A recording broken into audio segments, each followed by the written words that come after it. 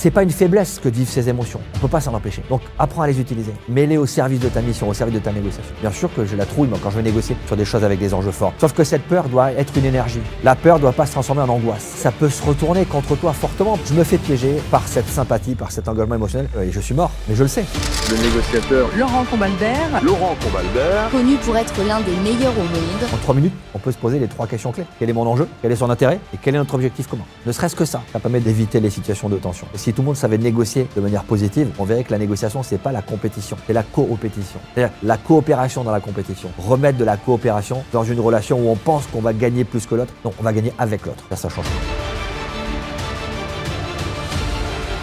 Si pour atteindre le résultat qu'on s'est fixé, on doit transgresser un process ou une règle, on a le droit de le faire. Si et seulement si c'est ultra ponctuel, ça ne touche pas aux valeurs. Et on a essayé tout ce qui était prévu et ça marche pas. C'est là aussi que j'ai découvert que... Bonjour et bienvenue dans ce nouvel épisode du podcast Le Déclic. Encore une fois, bien accompagné, je suis avec Laurent Combalbert. Comment tu vas? Ça va et toi? En pleine forme, merci d'être là, ça me fait extrêmement plaisir. Écoute, tu es content d'être là aussi? On va parler négociation, on va parler de plein de sujets qui finalement touchent les entrepreneurs. La plupart des gens qui nous écoutent sont des entrepreneurs.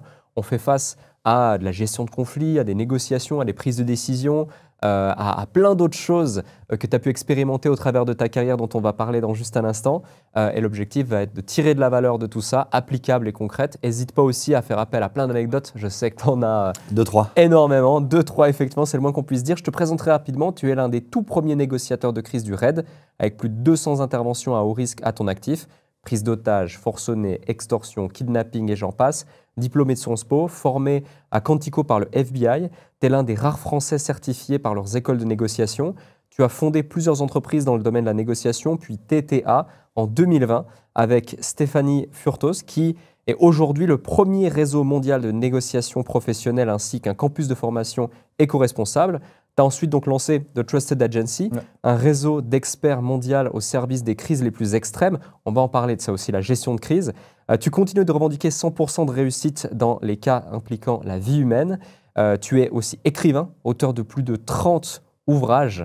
30 ouvrages quand même, dont plusieurs best-sellers, et ta vie a inspiré la série américaine Ransom, diffusée notamment par CBS dans plus de 150 pays.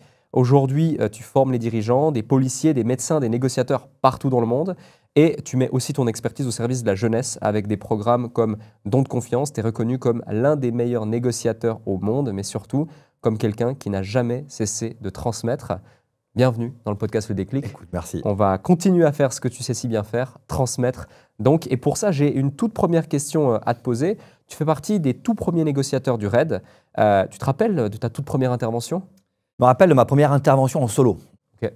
En fait, c'est un peu comme quand tu apprends à piloter, tu négocies jamais en direct quand tu intègres le RAID. J'ai eu la chance d'être repéré et recruté par Michel Marie, qui est le premier négociateur du RAID, qui est celui qui était derrière Nicolas Sarkozy à Neuilly lors de la prise d'otage de l'école maternelle. Et Michel Marie m'a donné la possibilité de rejoindre le RAID pour monter avec lui cette équipe de négociateurs. Et j'ai accompagné Michel sur des négociations en second rideau. Mais ma première négo au contact, oui, je me rappelle parce que elle te marque à vie, forcément. C'était un petit papy qui avait pété les plombs. Je pense que dans son quartier, il y avait beaucoup de bruit et il ne supportait plus. Il avait pris un fusil de chasse, il avait tiré dans la cage d'escalier. Et il s'était retranché, donc la police était arrivée, avait fait le périmètre de sécurité. On avait appelé le RAID pour commencer à discuter avec lui. Et Michel m'a dit, écoute, vas-y, c'est ta première. Donc là, tu pars un peu au contact et tu sens la fébrilité, le frisson dans le dos. Et puis tu fais comme tu as appris, tu crées la relation, tu fais un peu de reformulation, du questionnement, tu verbalises les émotions. Jusqu'au moment où la personne sort et elle te tombe dans les bras. Et je me rappelle parce qu'en fait, c'était le sosie de mon grand-père. Et ça, tu le vois que quand la porte s'ouvre et qu'il arrive au contact. Et là, tu laisses imaginer les émotions qui arrivent à ce moment-là. Tu as réussi ta première négo. Et en plus, il y a un vrai souvenir d'enfance qui revient. Donc ouais, c'était une très belle négo qui m'a marqué pour longtemps. Et justement, la négociation en tant que telle, déjà dans l'entreprise, c'est un vrai sujet. C'est pas simple. Certains n'osent pas forcément y aller. En l'occurrence ici, c'est des négociations à risque, à haut risque, que tu as pu mener ensuite par dizaines, puis par centaines dans ta carrière. Qu'est-ce que tu dirais à un entrepreneur qui justement n'ose pas se confronter à la négociation, au regard des autres, au oui, au non, aux objections et à tout ce qui fait que parfois on s'éteint ou on se laisse écraser par d'autres parce qu'on n'ose pas? Écoute, ta question, elle est fondamentale parce que je pense que la négociation, savoir négocier, c'est un outil de justice sociale. Le nombre de personnes qui me disent « j'ai pas osé demander Ouais. ». Vous n'avez pas ce que vous méritez, vous avez ce que vous allez négocier.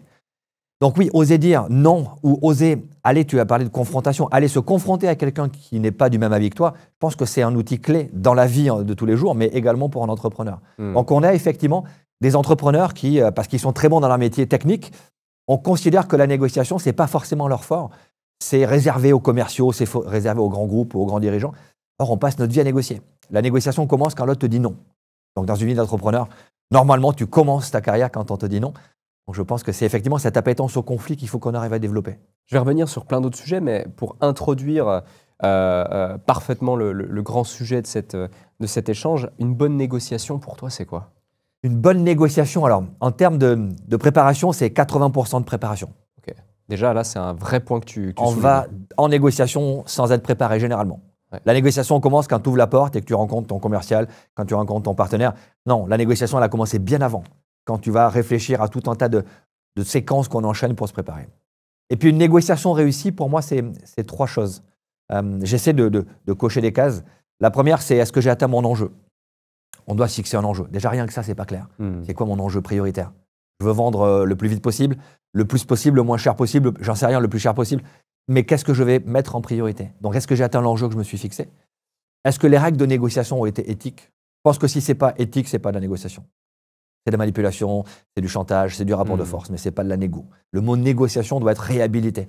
C'est pas de la compétition systématique.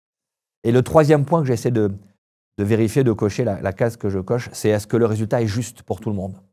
La notion de ce qui est juste ou pas juste, c'est compliqué, hein, mais je pense que c'est intéressant de valoriser chacune des parties prenantes à la fin de négociation, leur montrer qu'elles ont obtenu ce qu'on a pu leur donner. Pas forcément tout ce qu'elles voulaient, il y a un peu de frustration dans une bonne négociation. À la fin, tu n'as pas eu forcément 100% de ce que tu voulais, mais si c'est juste pour tout le monde, je pense que tu prépares les coups suivants, tu prépares les négociations dans l'avenir. J'aime à dire qu'un bon deal, c'est quand les 2 parties ont le sentiment réel d'avoir fait une bonne affaire. Est-ce que c'est ça finalement une négociation éthique? C'est pas forcément la meilleure affaire que tu puisses faire, mais à la fin, ouais, c'est une bonne affaire. Okay. On a dealé, je l'ai lâché un peu. Il faut des concessions et des contreparties. Parfois, j'entends dire que la négociation, c'est pas de compromis. La négociation, c'est l'art du compromis. Et se compromettre, c'est pas créer un compromis. On confond parfois ces notions. C'est promettre ensemble d'aller à l'exécution de l'accord. Donc oui, un bon deal pour les 2 parties prenantes, c'est quand à la fin, au vu de ce qu'on a pu se donner, de ce qu'on a pu lâcher, ouais, c'est fair play. C'est fair play et je peux me valoriser sur ce que j'ai gagné. Donc, si on est amené à renégocier, je vais être content de renégocier avec toi parce que oui, j'ai obtenu un deal qui était juste. Dans le cadre de ta carrière, tu as fait énormément donc, de négociations de crise. Quand on est face à une négociation de crise et que la personne au bout du fil peut perdre la vie, par exemple, comment on gère ça? Comment on se sent par rapport à ça où tu n'as pas le droit à l'erreur? Alors, la performance est nécessaire. Ce que je dis parfois à mes équipes, quand la vie est en jeu, la performance n'est pas négociable. Ouais. Tu dois être bon. Tu dois être bon, ça veut dire que tu es là pour sauver l'otage. Après, les compromis que tu peux faire avec une personne qui est retranchée, qui tient en otage, ce n'est pas des compromis sur le fait de lui lâcher ce qu'elle souhaite. Tu sais très bien que tu ne pourras pas la laisser partir en hélicoptère avec 1 million d'euros. Parce que quand tu es un négociateur de police, tu es là pour arrêter cette personne-là. Par contre, tu peux faire en sorte que les conditions qui vont mettre fin à la crise soient favorables à la fois pour le preneur d'otage, évidemment pour l'otage, et également pour les collègues de l'intervention qui devraient intervenir. Donc, tu trouves des voies parallèles qui peuvent permettre à une personne retranchée, à un preneur d'otage, d'accepter de te taper dans la main pour dire « Ok, d'accord, je vais sortir ». Mais il y a des choses que tu sais ne pas céder, tu ne pourras pas lâcher sur un certain nombre de points. Il y a un processus justement où tu es entraîné à te dire « Ok, le forcené à ce moment-là, il est dans cet état d'esprit, puis étape 1, on va devoir faire ceci, étape 2, il va être dans celui-ci, on va devoir faire cela, de manière très pragmatique hein, finalement, vu que tu évoques tout passe par la préparation, j'imagine aussi par l'entraînement. Il y a des méthodologies selon des conditions plus ou moins favorables ou des scénarios X ou Y qui peuvent être déployés. Lesquels? Comment ça marche? En fait, c'est comme quand tu mènes une négociation avec un acheteur ou avec un distributeur. Tu as des séquences que tu vas enchaîner. La première séquence, on appelle ça l'installation. On va installer le contexte de négociation. Avec un forcené, tu vas installer le fait qu'il y a un groupe d'intervention autour de chez lui et qu'on ne va pas repartir. Souvent, il te dit, c'est bon, je me suis calmé, vous pouvez rentrer chez vous. Non, on va rester là et on va faire en sorte que tout se passe bien, mais à la fin, il va falloir que tu sortes. On installe les données de base qui vont nous permettre de commencer à négocier. Ensuite, c'est la phase de découverte. On va se découvrir. Tu peux être face à quelqu'un qui est très énervé, qui est dans un débordement émotionnel. À ce moment-là, tu ne vas pas commencer à le questionner parce qu'il va te donner des informations qui seront peu rationnelles. Tu vas le faire redescendre. Tu vas faire en sorte qu'il redescend dans un mode de fonctionnement plus rationnel. Et selon les personnes, ça peut prendre plus de temps. Ensuite, on va commencer les échanges. On va commencer à discuter sur ce que je vais lâcher, ce que je ne vais pas lâcher. On va, sur le cas d'un forcené ou d'un preneur d'otage, on va vraiment lui montrer qu'il y a peu de choses qu'on va pouvoir lâcher et concéder. Et puis, on va jusqu'à l'accord. L'accord où, à ce moment-là, on estime que tout le monde est redescendu en pression, on a rationalisé, on a ramené un petit peu d'efficacité collective. Et à ce moment-là, c'est là qu'on va dealer. On va se taper dans la main pour dire, allez, OK, tu vas sortir, tu vas te rendre, tu montres les mains, la colonne d'assaut va venir te récupérer. Donc, on essaie de faire un cheminement, mais c'est un cheminement où il y a des bonnes questions, pas de bonnes réponses. En négociation, il n'y a que des bonnes questions pour se préparer. Il n'y a pas de réponse établie à l'avance. Tu ne peux pas faire un process où il dit ça, je fais ça. Non. Il dit ça, je pourrais faire ça, ça, ça ou ça. Et voilà les conséquences de chacune de mes décisions. Mais tu dois être acteur dans une négociation, pas simplement réciter un process. Complètement. Et tu évoquais tout à l'heure le fait que tu vois le visage de cette personne âgée qui ressemble beaucoup à ton grand-papa. Donc là, tu fais appel à tes émotions. Il y a les émotions qui arrivent. Alors, je ne fais pas appel, hein, elles arrivent. Elles arrivent directement. Elles arrivent directement sans que je les appelle. Comment on les gère, ces émotions? Parce que dans la négociation, parfois, tu as envie de lâcher un petit peu. Tu te dis, bon, je vais être sympa, quand même, pris par les sentiments, etc. Et c'est là que tu lâches. Comment on fait pour les maîtriser? Ce qui est compliqué, c'est que l'émotion fait partie de la relation. Sans émotion, il n'y a pas une vraie relation qui va se créer. On est des êtres sociaux, on est des animaux avec des neurones miroirs qui nous permettent d'être empathiques assez naturellement. Mais on peut se faire bypasser par nos propres émotions. Donc souvent, ce qu'on apprend aux négociateurs qu'on accompagne, aux entrepreneurs qu'on accompagne, ou aux DRH ou aux dirigeants, on leur apprend à gérer la pression, la haute intensité liée à l'engagement émotionnel. Et le premier truc, c'est accepte tes émotions. Tu vas faire un deal avec ton banquier qui peut te dire oui ou non sur un projet qui est vital pour ta boîte. C'est normal d'avoir peur. Si tu n'as pas peur, tu es fou. Tu es inconscient. Bien sûr que j'ai la trouille moi, quand je vais négocier sur des choses avec des enjeux forts. Sauf que cette peur doit être une énergie. La peur ne doit pas se transformer en angoisse. C'est normal d'être en colère quand tu as quelqu'un de mauvaise foi face à toi. Ça m'agace la mauvaise foi. Je te mens, je sais que je te mens et je refuse de le reconnaître. Et je sais que tu sais très bien que je te mens. Donc je veux que la personne en face, elle sente que je suis en colère. Elle sente mon émotion parce qu'il faut qu'elle ajuste son comportement. On est là pour trouver un accord tous les deux, mais si tu continues à utiliser cette pratique-là, l'énervement que j'ai va peut-être grossir et ça va impacter la qualité de la relation. Par contre, la colère est légitime, l'agressivité ne l'est pas. Donc, toutes ces émotions primaires, la joie, la surprise, la peur, la colère, la tristesse, sont des émotions qui sont légitimes. Ce qu'on veut, c'est éviter qu'elles se dégradent. Ça veut dire qu'il faut les accepter et les utiliser. Donc, on fait travailler sur le débriefing émotionnel. C'est-à-dire? Moi, je propose à toutes les personnes que j'accompagne, quand elles vivent une émotion forte, de la débriefer tout seul, tranquillement, dans un petit endroit sécurisé, tu vois, un bureau, une chambre. Elles se posent et elles vont s'interroger sur le déclencheur. Qu'est-ce qui a déclenché cette émotion? Une attitude, un regard, un mot, un contexte, mais qu'est-ce qui l'a déclenché? Quelle a été mon alerte physique? Moi, quand je suis en colère, j'ai 4 points qui vont s'activer. 2 points ici et 2 crispations ici. Et ces 4 points-là, il y a un truc qui monte. Il y a une frustration d'un besoin, d'une attente ou d'une valeur. C'est ça la colère. Et donc, rien que le fait de sentir mon émotion arriver physiquement, OK, je vais éviter qu'elle me dépasse parce que je l'ai vue arriver. Je suis persuadé que si tu devais débriefer tes colères ou débriefer tes peurs, tu aurais toujours les mêmes signes qui vont arriver, qui sont très personnels, mais c'est toujours les mêmes qui arrivent. Ensuite, comment j'ai maîtrisé mon émotion? J'ai relativisé par rapport à l'enjeu. OK, vu ce qui se passe, est-ce que ça vaut le coup d'être en colère? J'ai perçu où était la menace. OK, j'ai peur, mais la menace, elle est là, ou ma crainte, elle est là. Ensuite, est-ce que les effets ont été perçus par l'autre? Et plus de 9 fois sur 10, les autres voient les émotions que je vis. Est-ce que le résultat est positif? Plus de 9 fois sur 10, le résultat est positif. Ça veut dire que si tu es poker face, comme on a tendance à le dire, tu ne montres pas à l'autre que ce qu'il fait impacte ta réaction émotionnelle. Et donc, pourquoi est-ce qu'il s'ajusterait? Pourquoi est-ce qu'il cesserait son comportement puisqu'il ne voit pas les émotions que ça génère? On appelle ça damer ses émotions. D-A-M-E-R. Déclencheur, alerte physique, maîtrise, effet perçu et résultat. Et donc, on dame nos émotions pour faire en sorte qu'on accepte qu'elles soient là et qu'on accepte qu'elles puissent être un outil fort en négociation. Tu ne peux pas être disqualifié dans une négo parce que tu montes dans les tours, parce que l'angoisse va prendre le dessus, parce que tu vas t'effondrer. Mais par contre, tu dois accepter tes émotions parce que si tu les mets sur la touche, elles vont revenir de manière très puissante. Et cette lucidité, justement, cette prise de hauteur, cette maturité finalement sur soi, savoir s'écouter, savoir s'analyser, savoir gérer, avoir conscience déjà. Tu vois, par exemple, tu me dis, quand tu es en colère, pose-toi la question, réfléchis, et j'essaie de réfléchir en même temps. Et c'est difficile quand c'est a posteriori. Donc tu dois créer un déclencheur qui fait qu'automatiquement, tu vas l'analyser. Tu te remets dedans. Le déclic que tu vas créer, c'est celui-là.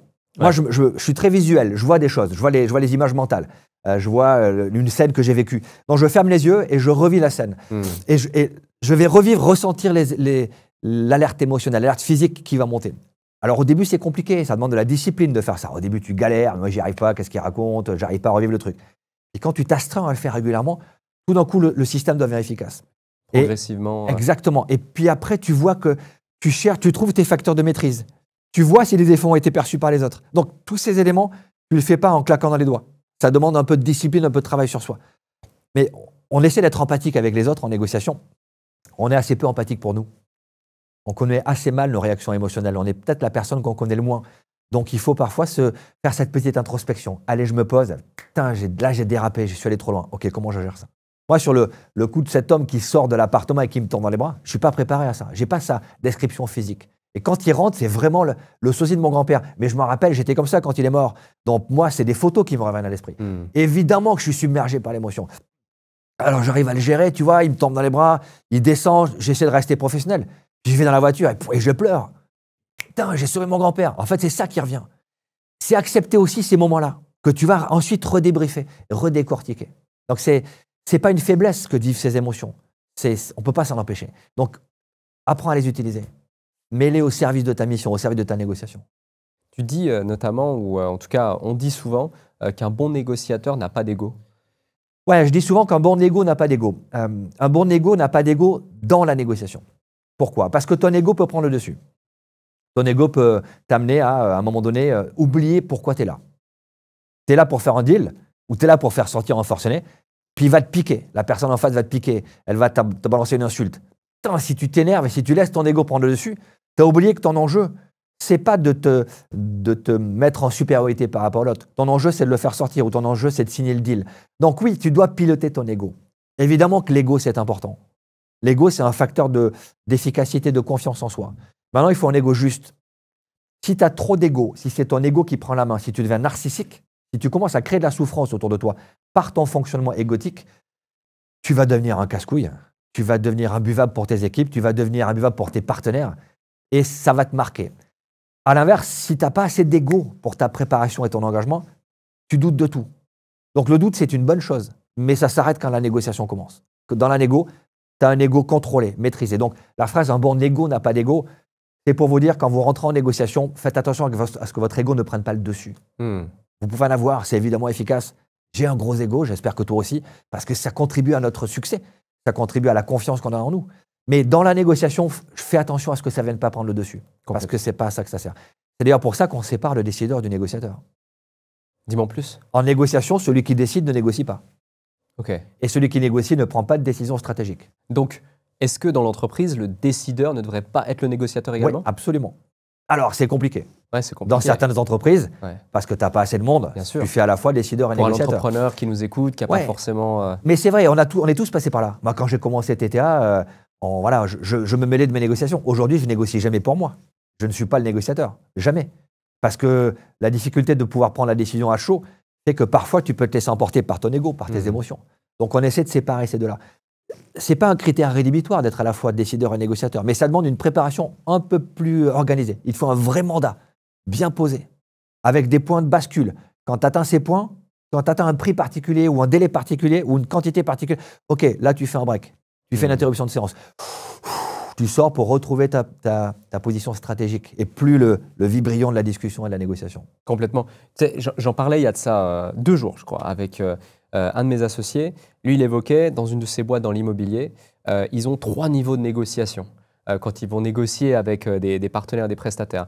Et donc, 3 fois d'affilée, le partenaire, le prestataire a l'impression de faire son dernier prix. Ouais. Ensuite, il est appelé par celui d'en dessus, refais-moi un meilleur prix. Celui d'au-dessus, non, fais-moi un meilleur prix. Et enfin, il a le décideur. Et là, c'est bon, on a le meilleur prix, la décision est prise et on peut avancer. Typiquement, ce genre de choses que tu évoques. Ouais, alors, c'est des points de bascule qui te permettent de jouer de l'effet fusible.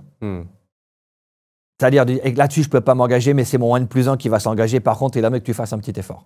Donc, c'est vrai que tu peux aller chercher un peu de grade sur chacun des sujets de négociation. Après, l'effet inverse, c'est qu'à certains moments, si tu veux être respecté, il faut être respectable. Et pour ça, il faut qu'il y ait des points qui ne soient pas négociables. Moi, je te donne un exemple très récent. Chez nous, les prix ne sont pas négociables. Ok. Il y a plein de choses qu'on peut négocier, mais au sein de TTA, on ne négocie pas nos prix. Soit c'est gratuit, on intervient beaucoup pro bono. Quand on accompagne certains services de l'État, on ne fait pas payer nos prestations. On a intérêt à ce que l'État français fonctionne bien, donc on essaie de former et d'accompagner des négociateurs publics dans leurs négos, on ne facture pas. Par contre, quand on facture, c'est le même prix pour tout le monde. Et on a eu cet effet face à nous, sur un appel d'offres, quelqu'un qui nous a dit ça passe au niveau au-dessus, il faut lui faire un meilleur prix, sinon vous n'aurez pas le deal. Et on a expliqué pourquoi on ne ferait pas de geste sur le prix. Ah, dis-moi, ça m'intéresse, parce qu'on fait pareil, il y a pas de, on ne peut pas négocier le mais prix. Mais c'est tout à fait logique, pourquoi ? Parce que je sais ce que tu fais, je sais que ce que tu produis, que font tes équipes, ça a de la valeur. Donc si tu mets ce prix-là sur la valeur que tu apportes et que tu renégocies ta valeur, ça veut dire que tu as essayé de les gruger dès le départ. Non, je vous donne un truc qui a de la valeur, ça vaut ce prix-là. Si vous cherchez un prix plus bas, ça ne va pas être nous. Ça ne va pas être nous. Allez voir d'autres concurrents, il y en a qui font des choses très bien. Pas exactement comme nous, mais c'est très bien quand même. Si vous voulez la valeur ajoutée, ça a ce prix-là. Et ça, vous aurez pour le prix que vous allez payer. Si tu es capable d'assurer cette valeur-là, bien sûr que c'est super important. Donc je pense que pour être respecté, il ne faut pas mettre un prix délirant dès le début, mais si tu crées de la valeur ajoutée, bien sûr que ça vaut le prix que tu vas proposer. Si tu négocies tes prix systématiquement à chaque niveau de négo, au bout d'un moment, bah, ça va, fais-moi ton meilleur prix dès le début, on ne va pas passer 25 rounds de négociation pour descendre le prix. 100%. Bien sûr. Donc oui, il y a des choses sur lesquelles on peut négocier, bien sûr, des choses sur lesquelles on cède, mais le prix en l'occurrence, la valeur perçue, je trouve que c'est important. En crise, ne dégradez pas votre valeur perçue, ne négociez pas vos prix. Fixez un prix qui est juste et cantonnez-vous à maintenir ce prix-là.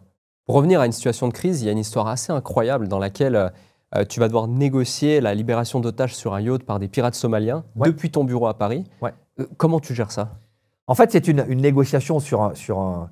Alors, on a accompagné pas mal d'actes de piraterie sur la zone de la Somalie notamment, mais on va le gérer avec des négociateurs locaux.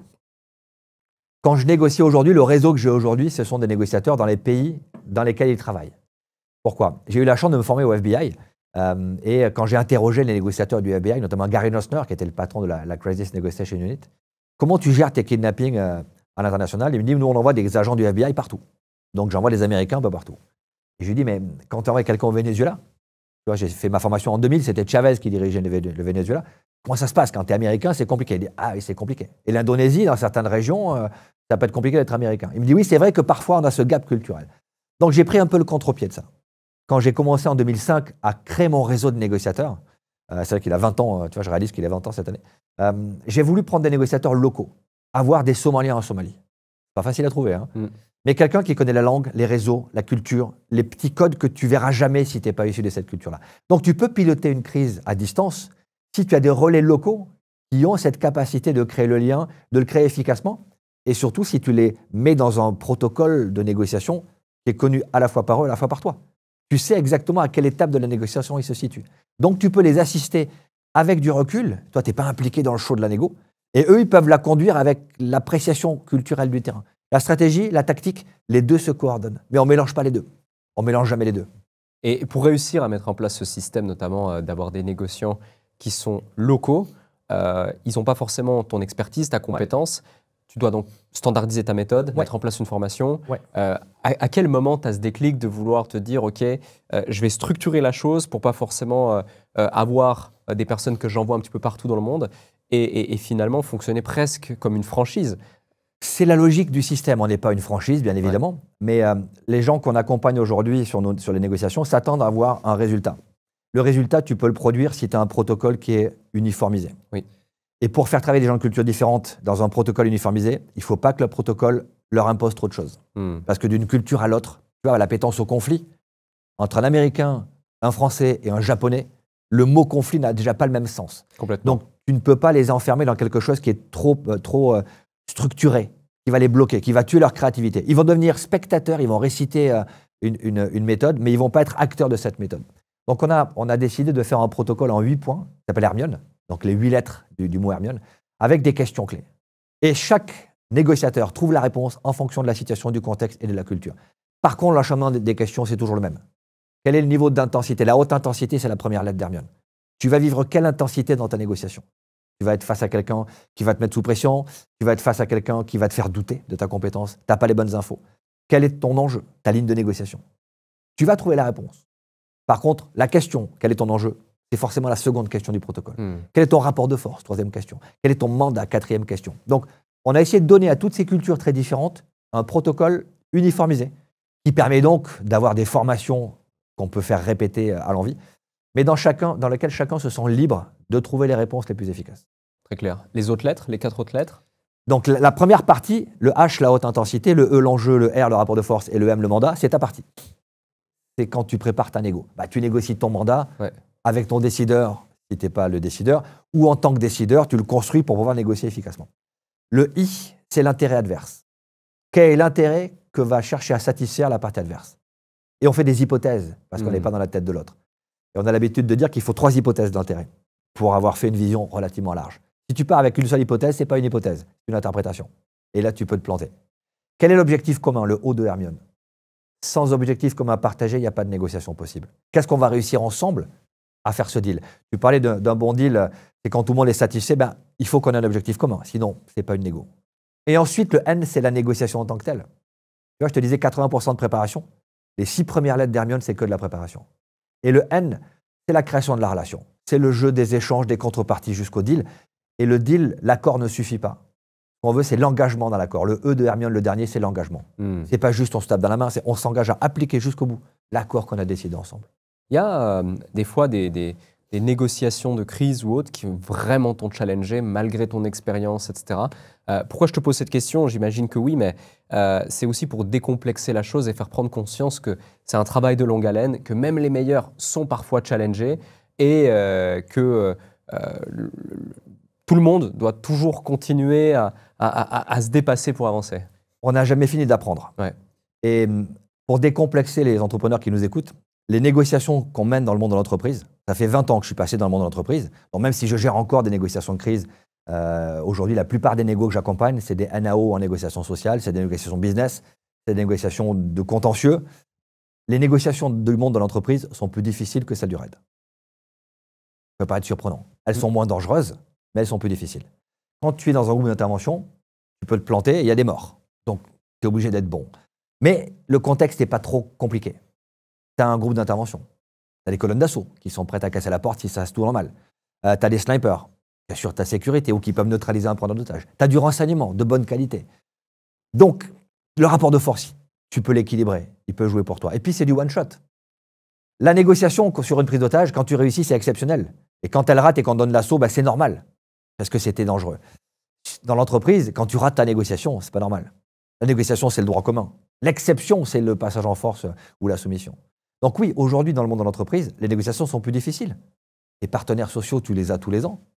Tes fournisseurs, tu les as tous les ans. Tu peux pas utiliser des méthodes non éthiques, puis tu n'as pas de colonne d'assaut. Il y a peut-être un business à monter, là, ceci dit.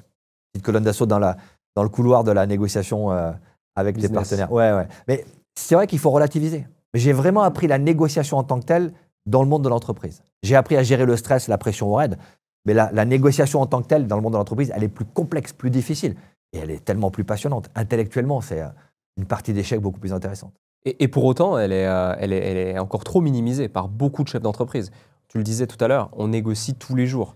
Toute chaque décision, finalement, il y a une négociation interne aussi avec soi-même. Donc, il faut savoir justement faire la part des choses. Et pourquoi, selon toi, il y a presque une sorte de complexe qui est mis en place, notamment en francophonie, toi qui as voyagé dans le monde entier, tu t'es formé partout, également aux États-Unis, tu l'évoquais tout à l'heure. C'est pas du tout le même rapport à l'argent, c'est pas du tout le même rapport au deal. Pourquoi il y a ce complexe en francophonie en particulier? Le mot négociation, en tant que tel, il est déjà très connoté. Pour beaucoup de gens, la négociation, c'est la compétition. Je vais gagner ce que tu vas perdre. Et ça, déjà, c'est un premier point qui est compliqué. Expliquer que la négociation, c'est un acte d'altérité. Tu négocies pas contre l'autre, tu négocies avec l'autre. Et ça change beaucoup de choses.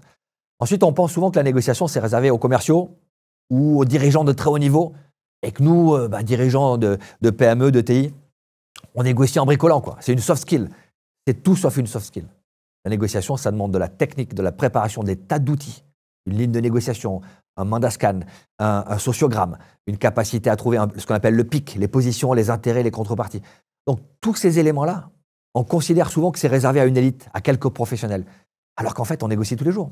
Bien sûr qu'on négocie tous les jours. Quand quelqu'un te dit non, c'est le début d'une négociation.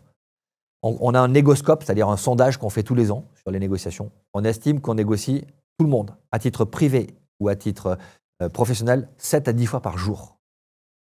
Imagine qu'on pourrait gagner en confort de vie, en confort de relation, en confort de lien avec les autres si on savait négocier. Pour moi, c'est le but de ma vie aujourd'hui. C'est de former le maximum de gens à la négociation parce que je pense que si tout le monde savait négocier de manière positive, on verrait que la négociation, ce n'est pas la compétition, c'est la coopétition. C'est-à-dire la coopération dans la compétition. Remettre de la coopération dans une relation où on pense qu'on va gagner plus que l'autre. Non, on va gagner avec l'autre. Ça change tout. Est-ce qu'il y a des aptitudes spécifiques qui font qu'une personne est naturellement meilleure en négociation qu'une autre, ou peut prendre l'ascendant dans un deal ou autre? Parce qu'aujourd'hui, vu qu'on sait que la plupart des gens ne se forment pas suffisamment à ça, beaucoup donc peut-être sont naturellement, ou c'est inné, ils pensent que c'est inné, alors qu'en réalité, comme tout, c'est un métier qui s'apprend, qui s'acquiert, c'est une compétence. Quels seraient les conseils que tu pourrais partager en ce sens? Alors, tout le monde peut être bon négociateur. Mais il y a quelques appétences particulières qui font que tu l'es plus vite que d'autres. La première appétence, c'est l'appétence au conflit. Moi, j'aime bien le conflit. Dans mes équipes, je passe mon temps à leur dire « dites-moi si vous n'êtes pas d'accord ». J'ai besoin que vous me le disiez. Parce que ma vision aujourd'hui chez TTA, avec Stéphanie qui est mon associée, on regarde à 5 ans. Dans 5 ans, ce sera quoi nos négociations? C'est maintenant qu'il faut les préparer. Donc, on a une vision stratégique. Mes opérateurs de terrain, mes négociateurs de terrain, eux, ils les vivent tous les jours, leurs négociations. Quand je prends une décision stratégique, j'ai besoin qu'ils me disent « moi, je ne le sens pas. Je ne le ferai pas comme ça. Moi, chez moi, ça ne va pas marcher. » Alors, qui s'oppose, propose. Si tu dis non, tu donnes une idée, tu donnes une objection, tu argumentes. Mais j'ai besoin de m'alimenter de ce désaccord. Le désaccord exprimé, c'est ça le conflit. Le mot conflit, c'est comme l'ego, c'est ce qu'on en fait qui compte. Conflicter, ça veut dire aller à l'encontre d'eux. Quand quelqu'un te dit « je ne suis pas d'accord », il déclenche la possibilité de négocier. Or, beaucoup de personnes évitent le conflit. Puis tu as 2 solutions simples pour gérer le conflit. Allez, 3. La première, la fuite. Tu as le conflit, hop, tu regardes ailleurs, tu t'en vas, c'est bon, c'est réglé. La seconde, la soumission. Il faut me faire 10% sur le deal, sinon je m'en vais. OK, tu as géré le conflit, tu as perdu 10%. La troisième, c'est le passage en force. Donald Trump. Je t'impose, je modifie le rapport de force de manière unilatérale, et après je te force à rentrer en négociation. Donc, je pense que la première appétence sur laquelle on fait réfléchir les personnes qu'on accompagne, c'est est-ce que tu aimes le conflit? Et le conflit, ce n'est pas forcément quelque chose de négatif. Ça va te permettre de commencer à discuter avec l'autre. Et puis la seconde appétence qu'on retrouve chez les négociateurs efficaces, c'est l'empathie. Je te parle de l'attitude empathique, pas l'état empathique naturel. C'est le fait de pouvoir développer volontairement un lien empathique avec la personne qui est en face de toi. Si tu acceptes qu'elle ne soit pas d'accord, si tu sais être empathique avec elle, et si tu as un objectif commun à partager, tu as déjà fait une bonne partie du boulot. Un autre point, c'est que tu l'évoquais, ça fait 20 ans aujourd'hui que tu es dans le monde de l'entreprise. Donc, en 2004 environ, tu quittes le RAID après 6 ans. Tu l'évoquais tout à l'heure, ça t'a apporté le fait de gérer le stress, notamment. Est-ce qu'il y a d'autres choses que ça t'a apporté? Ça m'a apporté aussi la vision de ce que c'est qu'une équipe agile. Dans ce type de métier, dans ce type de groupe, tu prends les forces spéciales au sens très large, la notion d'agilité, elle est importante. C'est-à-dire que tu commandes par intention. Tu donnes l'intention globale que tu as et tu laisses tes opérateurs de terrain prendre des décisions parce qu'elles font le choix le plus efficace par rapport à la situation. Donc, tu autorises la transgression à certains moments. Moi, j'ai une règle dans mon équipe qui dit que si pour atteindre le résultat qu'on s'est fixé, on doit transgresser un process ou une règle, on a le droit de le faire. Si et seulement si c'est ultra ponctuel, c'est rapporté tout de suite, ça ne touche pas aux valeurs. Et on a essayé tout ce qui était prévu et ça ne marche pas. Donc c'est là aussi que j'ai découvert que l'agilité, c'est laisser à nos équipes une capacité d'adaptation de terrain et les supporter même si elles transgressent parce que c'était nécessaire et qu'on ne pouvait pas faire autrement. Donc j'ai beaucoup réfléchi à la notion d'agilité, l'adaptation immédiate avec les moyens disponibles. Et ça, c'est vrai que j'ai vu ça au RAID. C'est une des clés d'efficacité de ce genre d'unité. Et est-ce qu'à un moment donné, il y a un déclic ou une situation particulière qui fait que tu prends la décision de quitter le RAID pour te lancer dans le monde de l'entreprise? Oui, il y a eu 2 déclics. Le premier déclic, j'étais naïf. Je suis arrivé avec une promesse. La promesse du patron du RAID de l'époque, mais qu'il n'a pas tenue parce qu'il ne pouvait pas grand-chose, c'était de prendre la tête du groupe Négo. Quand Michel Marie m'a recruté, l'idée, c'était de prendre la tête du groupe Négo dans les années qui suivaient. Et ça ne se passe jamais comme ça parce que changement de patron du RAID, changement de politique, c'est logique. Donc, j'ai essayé d'accepter ça, mais c'était compliqué. Tu avais une petite frustration. Et puis, j'ai eu la chance de découvrir le monde de l'entreprise. Le patron du RAID qui m'avait recruté et qui n'avait pas pu tenir sa promesse m'a fait venir dans le cabinet de conseil du ministère de l'Intérieur pour monter une équipe sur la négociation de kidnapping. Donc, il n'a pas tenu celle du RAID, mais il a essayé de se rattraper. Et là, j'ai bossé avec des entreprises. Et là, j'ai découvert une liberté qui était quand même intéressante. Même si l'administration a des côtés très efficaces, elle a quand même une lourdeur parfois qui fait que tu te scléroses. Quand tu as une idée, tu es dangereux.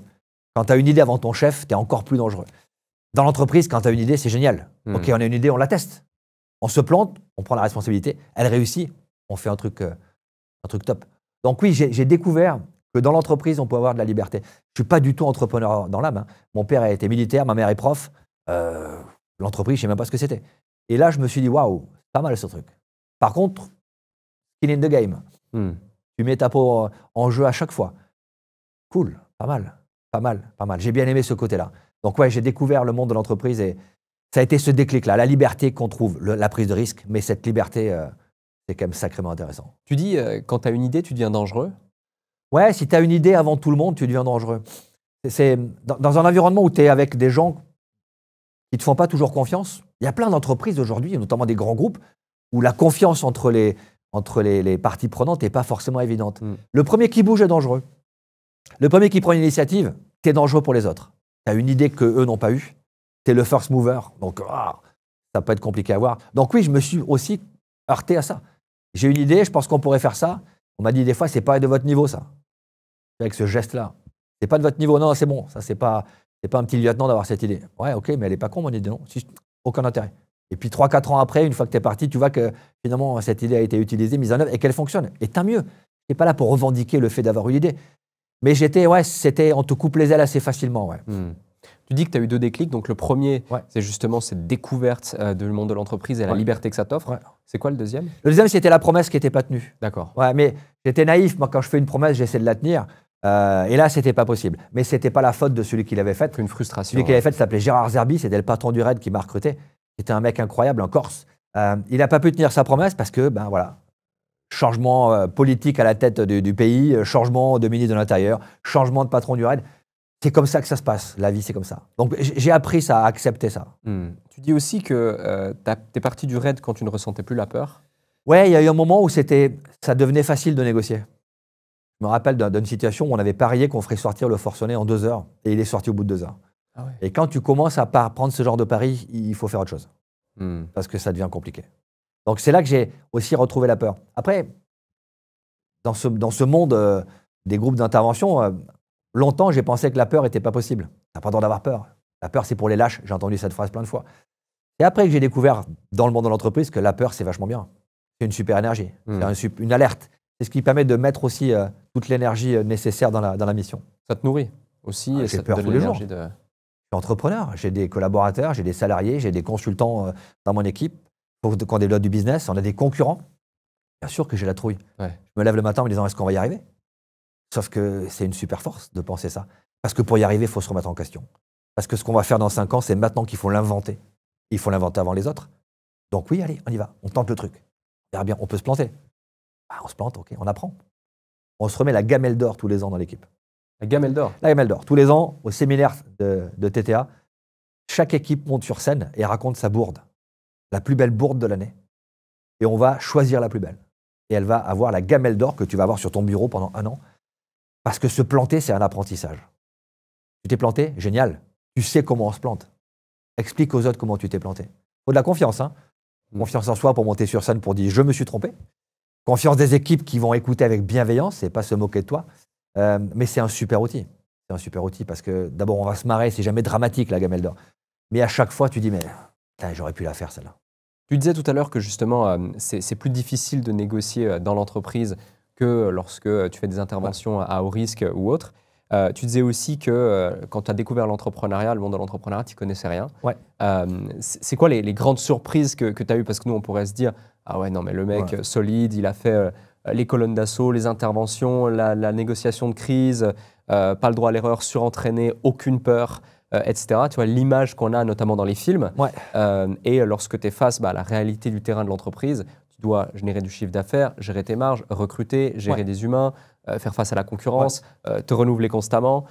Comment tu as géré tout ça? Déjà, tu prends conscience que ton chiffre d'affaires, ce n'est pas ton résultat. Ça paraît évident pour les entrepreneurs qui nous écoutent. Quand tu es fonctionnaire et que tu débarques dans le monde de l'entreprise, que tu factures 1000 et que tu vois ce qui te reste à la fin, tu fais « waouh, ah ok, c'est comme ça que ça marche ».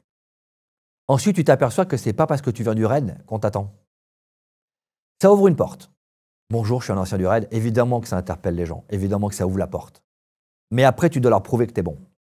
Et c'est encore plus que ça. C'est que comme ils pensent que tu sais gérer les pires négociations du monde, alors que ce sont celles de l'entreprise les plus difficiles, les moins dangereuses, mais les plus difficiles techniquement, ils sont persuadés que tu vas tout réussir. Donc, tu as un challenge qui est assez énorme.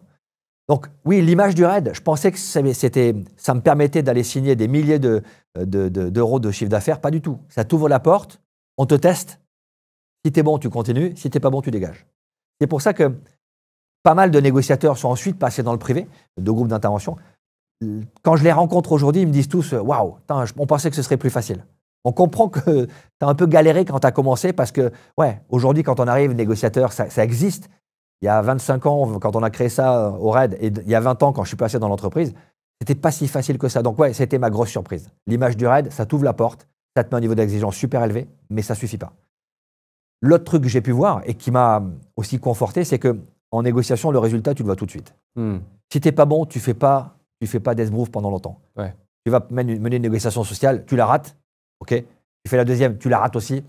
Ton client doute, à la troisième, il te sort. C'est fini, tu t'arrêtes. Ta boîte, elle tient 2 ans. Donc, c'était aussi intéressant de se dire, j'ai un challenge où je peux montrer le résultat systématiquement. Je peux montrer que la négo, ça marche. Et quand en plus, tu génères de la valeur ajoutée pour tes clients, c'est super gratifiant parce que ça fait boule de neige. Tout en gardant la confidentialité du client en question ou autre, est-ce qu'il y a une négociation business que tu as trouvé particulièrement difficile justement pour que celles et ceux qui nous écoutent aussi se rendent compte du typologie de négociation? Écoute, une que je peux citer, puisque Le Point a fait mon portrait il y a quelques temps et a cité cette négociation, c'était les accords de Renault en 2012. Négocier les accords de compétitivité avec le groupe Renault. J'ai apporté ma petite vision du process de négociation à la DRH de Renault et au DRH de Renault qui s'appelait Jean Agulon, qui est maintenant DRH de la RATP, qui est un négociateur assez incroyable. Et ouais, c'était fou, quoi. Il fallait négocier avec Arnaud Montebourg, ministre du redressement productif, Michel Sapin, ministre des Finances, le MEDEF, l'UMM, tous les syndicats. C'était incroyable en termes de complexité, mais c'était un enseignement qui était dingue. Là, tu remets les pieds sur terre. Là, tu vois ce que c'est qu'une vraie négociation complexe avec des enjeux cachés, avec des enjeux affichés. Donc, ouais, c'était une belle négo. Et puis, une autre que j'ai menée il n'y a pas très longtemps où le dirigeant que j'accompagne n'était pas clair sur son enjeu. Et donc, on tournait autour du pot, on n'arrivait pas à définir une stratégie claire parce qu'il ne savait pas vraiment ce qu'il voulait. Je peux te donner l'exemple, sans citer bien sûr l'entreprise, mais j'accompagne un dirigeant d'une boîte qui s'est fait escroquer par son associé. Le gars a fait des virements, plusieurs dizaines de millions d'euros, des gros montants, sur une autre société. C'est bancal, ça se passe au Luxembourg. Le truc est très bancal, mais mon client me dit, je suis proposé, recommandé par un de mes clients qui m'envoie chez cette personne, et donc il devient mon client. Mon client me dit, je vais récupérer mon argent. Voilà, je vais récupérer mes fonds, mon associé m'a volé, je vais récupérer l'argent. Ok, donc on va négocier avec lui. Et on prévoit un process de négociation, des contreparties, des concessions, comme on ferait pour toute négo. Et ça tourne en rond. Et au bout d'une demi-journée, je dis, mais vous voulez vraiment récupérer votre argent? Je n'ai pas l'impression que c'est votre enjeu principal. Et il prend un petit moment pour réfléchir et me dit, en fait, vous avez raison. Je crois que je préfère qu'il aille en prison. Il a fait tellement grave, ça touche tellement mes valeurs que je suis prêt à sacrifier mon argent pour qu'il aille en prison. Ok, dans ce cas-là, c'est plus du tout la même stratégie. Donc ça, c'est des négociations qui sont complexes parce que le besoin que tu vas devoir satisfaire dans une négo va peut-être t'obliger à sacrifier d'autres besoins. Si tu veux tout gagner, tu vas être frustré. Si tu sais prioriser et donc sacrifier parfois certaines choses, ok, tu identifies une voie de négociation plus simple. Ouais, d'où l'importance vraiment de savoir faire des compromis et d'avoir un enjeu extrêmement clair. Bien sûr, mais des compromis avec toi-même. Ouais. Je veux signer ce contrat avec ce client. Ok, tu veux signer le contrat en mettant ta marge, quitte à pas faire le deal si tu dégrades ta marge, ou tu veux signer ce deal avec ce client, quelle que soit ta marge, parce que tu vas absolument signer ce deal. Tu n'es pas à sacrifier quoi? Le deal pour maintenir ta marge ou la marge pour assurer le deal? Je veux les deux. Bien sûr qu'on va se battre pour les deux. Mais si on devait en sacrifier un, ce serait lequel? Ok, je suis prêt à sacrifier ma marge. Ça marche. On va préserver la marge jusqu'au bout, mais si on doit en sacrifier un petit peu, tu es prêt à le faire. Je suis pas prêt à sacrifier ma marge. Je veux privilégier le maintien de ma rentabilité. Ok, tu es donc prêt à ce qu'on ne fasse pas le deal si on dépasse ce point dans la négociation sur le prix. Ok, une fois que c'est clair, tu sais où tu vas. La difficulté, c'est de vouloir courir plusieurs lièvres à la fois. Et parfois, ces lièvres vont se percuter. Et quand on a mené une première vie, justement, en intervenant au RAID, etc.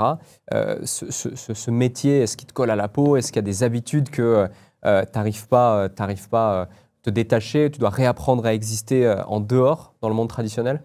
Alors, ce métier te colle à la peau parce que ça fait plus de 20 ans que je suis parti du RAID et je suis toujours identifié comme ancien négociateur du RAID, ce qui est très bien aussi. Hein. Attention, j'en ai bénéficié. Hein. Quand tu arrives avec cette image, c'est toujours un apport positif. Après, ce qui te colle à la peau, c'est vrai que parfois, on a l'impression que tu peux gérer toutes les crises du monde. Ouais. On a la chance, encore une fois, d'avoir jamais perdu d'otages ou de personnes retenues quand j'étais au RAID et également dans les gestions de kidnapping qu'on a fait et qu'on continue à faire encore pour un certain nombre de nos missions. Mais parfois, tes clients pensent que tu peux tout gérer, que tout est possible. Tu as dit que la série Ransom qui était sortie raconte mon histoire. C'est vrai que quand c'est sorti, j'ai été qualifié de meilleur négociateur du monde. C'est le pire truc qui peut t'arriver. Parce que d'abord, tu peux le croire. Et donc, tu deviens imbuvable. Alors, la chance que j'ai, c'est que j'ai des équipes qui m'ont vite remis dans le droit chemin. Et puis, tes clients peuvent le penser. Ce mec-là, il sait tout gérer. Une négociation difficile, appelez-le, il va vous en sortir. Et non, tu as des négociations sur lesquelles tu ne peux pas réussir. Parce que tu n'as pas les bonnes infos, parce que tu n'as pas d'objectif commun. Oui, ce n'est pas un truc de super-héros, le fait d'être négociateur de crise et d'avoir été au RAID ou dans d'autres groupes d'intervention. Ouais, tu restes humain et tu restes avec un taux d'échec, malheureusement, qui fait qu'on ne peut pas être bon partout ni tout le temps. Et justement, on vit tous des tensions, des blocages, des conflits, etc. Pourquoi si peu de gens savent les gérer et surtout, quels conseils tu pourrais partager déjà pour au moins désamorcer une situation? Imaginons, je suis en désaccord avec un associé. Ouais. J'ose même pas peut-être lui en parler parce que je me dis, oh là là, mais et la boîte, et ensuite, qu'est-ce qu'il va penser? Et puis peut-être qu'on va plus pouvoir travailler ensemble et ça. Comment désamorcer la situation si on sent qu'il y a un blocage? Déjà, clarifie ton enjeu. Est-ce que ton enjeu, c'est la survie de la boîte? Et si tu évoques un désaccord, tu peux mettre en jeu la survie de la boîte. Est-ce que ça vaut le coup d'évoquer ton désaccord? Ou est-ce que le désaccord est tellement important pour toi ou touche tes valeurs que quoi qu'il arrive, tu auras du mal à continuer à bosser dans cette boîte si tu t'exprimes pas. Ensuite, l'expression du désaccord, c'est le début de la discussion. C'est pas la guerre, c'est pas la confrontation. Le conflit, c'est pas la confrontation. Mais tant que tu n'as pas dit non, tant que tu n'as pas exprimé ton point de désaccord, tu n'as pas de prise pour commencer à négocier. Et après, gère tes émotions.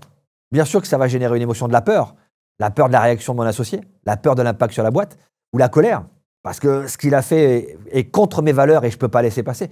Apprends à gérer ça. Ta émotion, elle est super légitime. Par contre, ne la laisse pas se dégrader. Ne deviens pas agressif. Ne deviens pas angoissé. Parce que ça va te discréditer. Et en plus, ça va avoir un impact direct sur ta capacité cognitive. On peut traiter un certain nombre d'informations. Quand tu négocies avec quelqu'un, tu as en tête plusieurs sujets. Et tu peux les faire fonctionner. Dès lors que tu es sous stress, sous haute intensité ou sous un engagement émotionnel fort, ta capacité cognitive, elle diminue. Au lieu de traiter 3, 4, 5 informations, tu en traites 0, voire 1. Allez, 2 pour les meilleurs. Donc, si tu ne sais pas gérer ça, tu vas te retrouver submergé. Tu vas focaliser sur un détail qui n'a pas d'importance. Ton ego, en plus, peut prendre la main. Ouais. Et tu vas focaliser sur un truc qui ne vaut rien. Et tu vas peut-être rater un deal. Tiens, je te donne une expérience très personnelle. J'ai eu 50 ans il y a 4 ans. J'avais dit l'année de mes 50 ans, pars en province, ma maison de campagne devient ma résidence principale, j'achète la maison des voisins pour faire un campus. OK. Projet de vie. Je débauche mon épouse dans un gros laboratoire pharmaceutique. Je lui dis, viens faire un vrai job, occupe-toi des opérations de l'agence. Donc on se lance dans ce projet-là. Mais pour ça, il faut acheter la maison des voisins. La maison de mes voisins est estimée à 140 000 € à la campagne. Mon voisin étant parisien qui vient de temps en temps, comme moi, il vient les week-ends, sauf que moi maintenant je m'installe. Et je le vois passer un dimanche la barrière de son terrain et je vais le voir. Et je lui dis, voilà, écoute, je sais que tu ne viens pas souvent, la maison se délabre un peu, moi je m'installe définitivement, je ne lui parle pas de mon campus, sinon je modifie le rapport de force. Je te fais une proposition à 120 000 €. 120 000 € au cash, fais pas d'emprunt, si tu me serres la main, c'est dealé. Il me dit, écoute, c'est vrai que je veux vendre cette maison, 120 000 €, on est un peu en dessous de ce que j'imagine. Je sais que tu vas avoir beaucoup de travaux. À 130 000 €, je suis prêt à faire un geste. Et je réponds non. Non. 120 000 €, c'est déjà beaucoup. C'est déjà un très bon prix pour cette maison. T'imagines, il faut que j'en fasse tout. Je dis, 120 000, c'est ce que je te laisse sur la table. Tu me dis si ça t'intéresse. Je suis à ta dispo, mais j'irai pas au-dessus. Et je repasse ma clôture. Et j'en ai avec Stéphanie, mon épouse, et je lui dis, voilà, j'ai une proposition à 120 000. Il a dit 130, mais j'ai dit non. Stéphanie me dit, mais tu peux me rappeler l'enjeu de cette négociation? C'est un projet de vie pour les 25 prochaines années. Ça vaut 10 000 €. Excuse-moi, chérie, pardon. Et j'ai traversé la clôture. 130, bien sûr que c'est bon. Qu'est-ce qui m'était arrivé? Je suis négociateur professionnel. J'ai géré plus de 3000 négociations.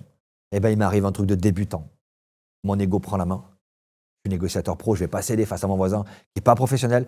Et je fais une fixation sur 10 000 euros. C'est beaucoup 10 000 euros. Sauf que sur un projet où on a mis 2 millions d'euros, c'est pas beaucoup. J'ai failli rater cette négociation. Qu'est-ce qui me sauve? Mon binôme. C'est pour ça qu'on négocie jamais tout seul. On essaie de négocier à deux pour avoir cette capacité de prise de recul. Donc il faut être très humble en négociation. Si tu penses que tu es très bon, c'est le début des difficultés, tu vas te planter. On essaie d'être bon. On essaie d'être meilleur sans essayer d'être le meilleur. On essaie de s'améliorer tous les jours. Mais si tu penses que tu es le meilleur, tu vas commencer à avoir des difficultés. Tu viens d'en citer une d'erreur que la plupart des gens font. Et en plus, on peut très vite et très facilement tomber dedans. La preuve, même toi, avec tout ce palmarès, cette réussite et cette année d'expérience, tu es tombé dedans dans cet exemple. Est-ce qu'il y a d'autres erreurs que les gens font systématiquement, que ce soit dans la négociation, dans la gestion de conflits? Une erreur qu'ils peuvent faire, c'est de ne pas se poser les bonnes questions avant de commencer, pas se préparer. Tu peux avoir 3 minutes pour te préparer. Un collaborateur qui rentre dans ton bureau, il a un souci. Ok, attends, je te vois dans 3 minutes, s'il te plaît. Juste pour te poser un petit peu, qu'est-ce qu'il peut avoir comme problème? Qu'est-ce que je peux lui proposer s'il vient m'aborder une augmentation de prix ou s'il veut m'annoncer qu'il a envie de quitter la boîte? Donc, se poser un petit peu pour préparer, même quelques minutes. Tu vois, on forme beaucoup de médecins à la relation médecin-patient. Comment traiter les patients qui refusent de prendre leur traitement? Tu ne peux pas imposer, il faut donc négocier avec eux. Et ils nous disent, moi j'ai 20 minutes de consultation. Ok, prenez 3 minutes pour vous préparer. En 3 minutes, on peut se poser les 3 questions clés. Quel est mon enjeu? Quel est son intérêt? Et quel est notre objectif commun? Ne serait-ce que ça. Ça permet d'éviter les situations de tension. Et puis, tu peux te laisser prendre dans le conflit par cet engagement émotionnel qui fait qu'à un moment donné, tu vas perdre le contrôle. J'en ai déjà parlé de cette logique de contrôle des émotions, mais c'est un vrai facteur de dérapage. Chacun va escalader, va monter un petit peu, et quand tu ne sais pas faire redescendre la pression, ça devient compliqué. Là, par exemple, j'irai avec quelqu'un d'agressif. Le truc qu'on entend très souvent face aux gens agressifs, c'est « calmez-vous ». Dire « calmez-vous » à quelqu'un qui est agressif, c'est nier le droit qu'il a à être en colère et à l'exprimer par l'agressivité. Donc si tu dis à quelqu'un « calmez-vous », tu es antipathique. Tu lui interdis de vivre une émotion primaire, donc légitime pour lui. Donc c'est parfois tout bête, mais dire « écoutez, je ne peux pas comprendre ce qui se passe parce que je ne suis pas à votre place. Je comprends que vous soyez en colère, mais je ne peux pas vous laisser me parler sur ce ton. » Tu peux le faire avec le sourire, de manière assertive, le regarder dans les yeux, mais tu justifies qu'il a le droit d'être en colère. Par contre, la façon dont il exprime, ça, c'est pas possible. On va trouver une solution ensemble, mais si vous me parlez sur ce ton, ça va être compliqué. C'est votre responsabilité. Vous devez aussi changer votre comportement pour qu'on puisse échanger. Bah, le fait de dire que vous avez le droit d'être en colère, 9 fois sur 10, tu vas faire redescendre la pression. Ça crève l'abcès. C'est clair. Mais tu dois accepter que sa colère soit légitime. Elle n'est peut-être pas pour toi, tu n'as pas tous les éléments, mais si elle l'est pour lui, tu dois considérer que sa colère est complètement légitime. Tu parles notamment d'émotions et souvent tu parles de fuite émotionnelle. Ouais. Comment on la repère, comment on la maîtrise et comment on peut peut-être ressaisir la chose pour éviter d'en payer le prix? En fait, tu es déjà naturellement un très bon détecteur de mensonges. C'est-à-dire que tu sais détecter quand une émotion n'est pas congruente. Parce que ton cerveau a pris l'habitude de voir très vite, quand tu regardes quelqu'un, de comprendre son émotion. Il a le regard froncé, il a la bouche qui descend vers le bas, la pointe atteint des sourcils qui remonte, une ride au milieu du front, il est triste. Tu sais le faire assez naturellement. On peut améliorer cette capacité. En fait, ça sert à quoi? Ça sert à déjà accepter que les émotions sont universelles. Quelle que soit ta couleur de peau, ta culture, ton éducation, on a tous les mêmes émotions. Et elles s'expriment toutes par des activations musculaires du visage qui sont relativement les mêmes. C'est Charles Darwin qui a le premier travaillé sur le sujet. Donc, accepter que tu puisses détecter les activations musculaires du visage pour te dire cette personne ressent cette émotion. Et tu peux t'entraîner ensuite à aller les chercher. Donc, naturellement, tu es déjà très bon. Et en plus, tu peux devenir plus efficace si tu sais où chercher exactement.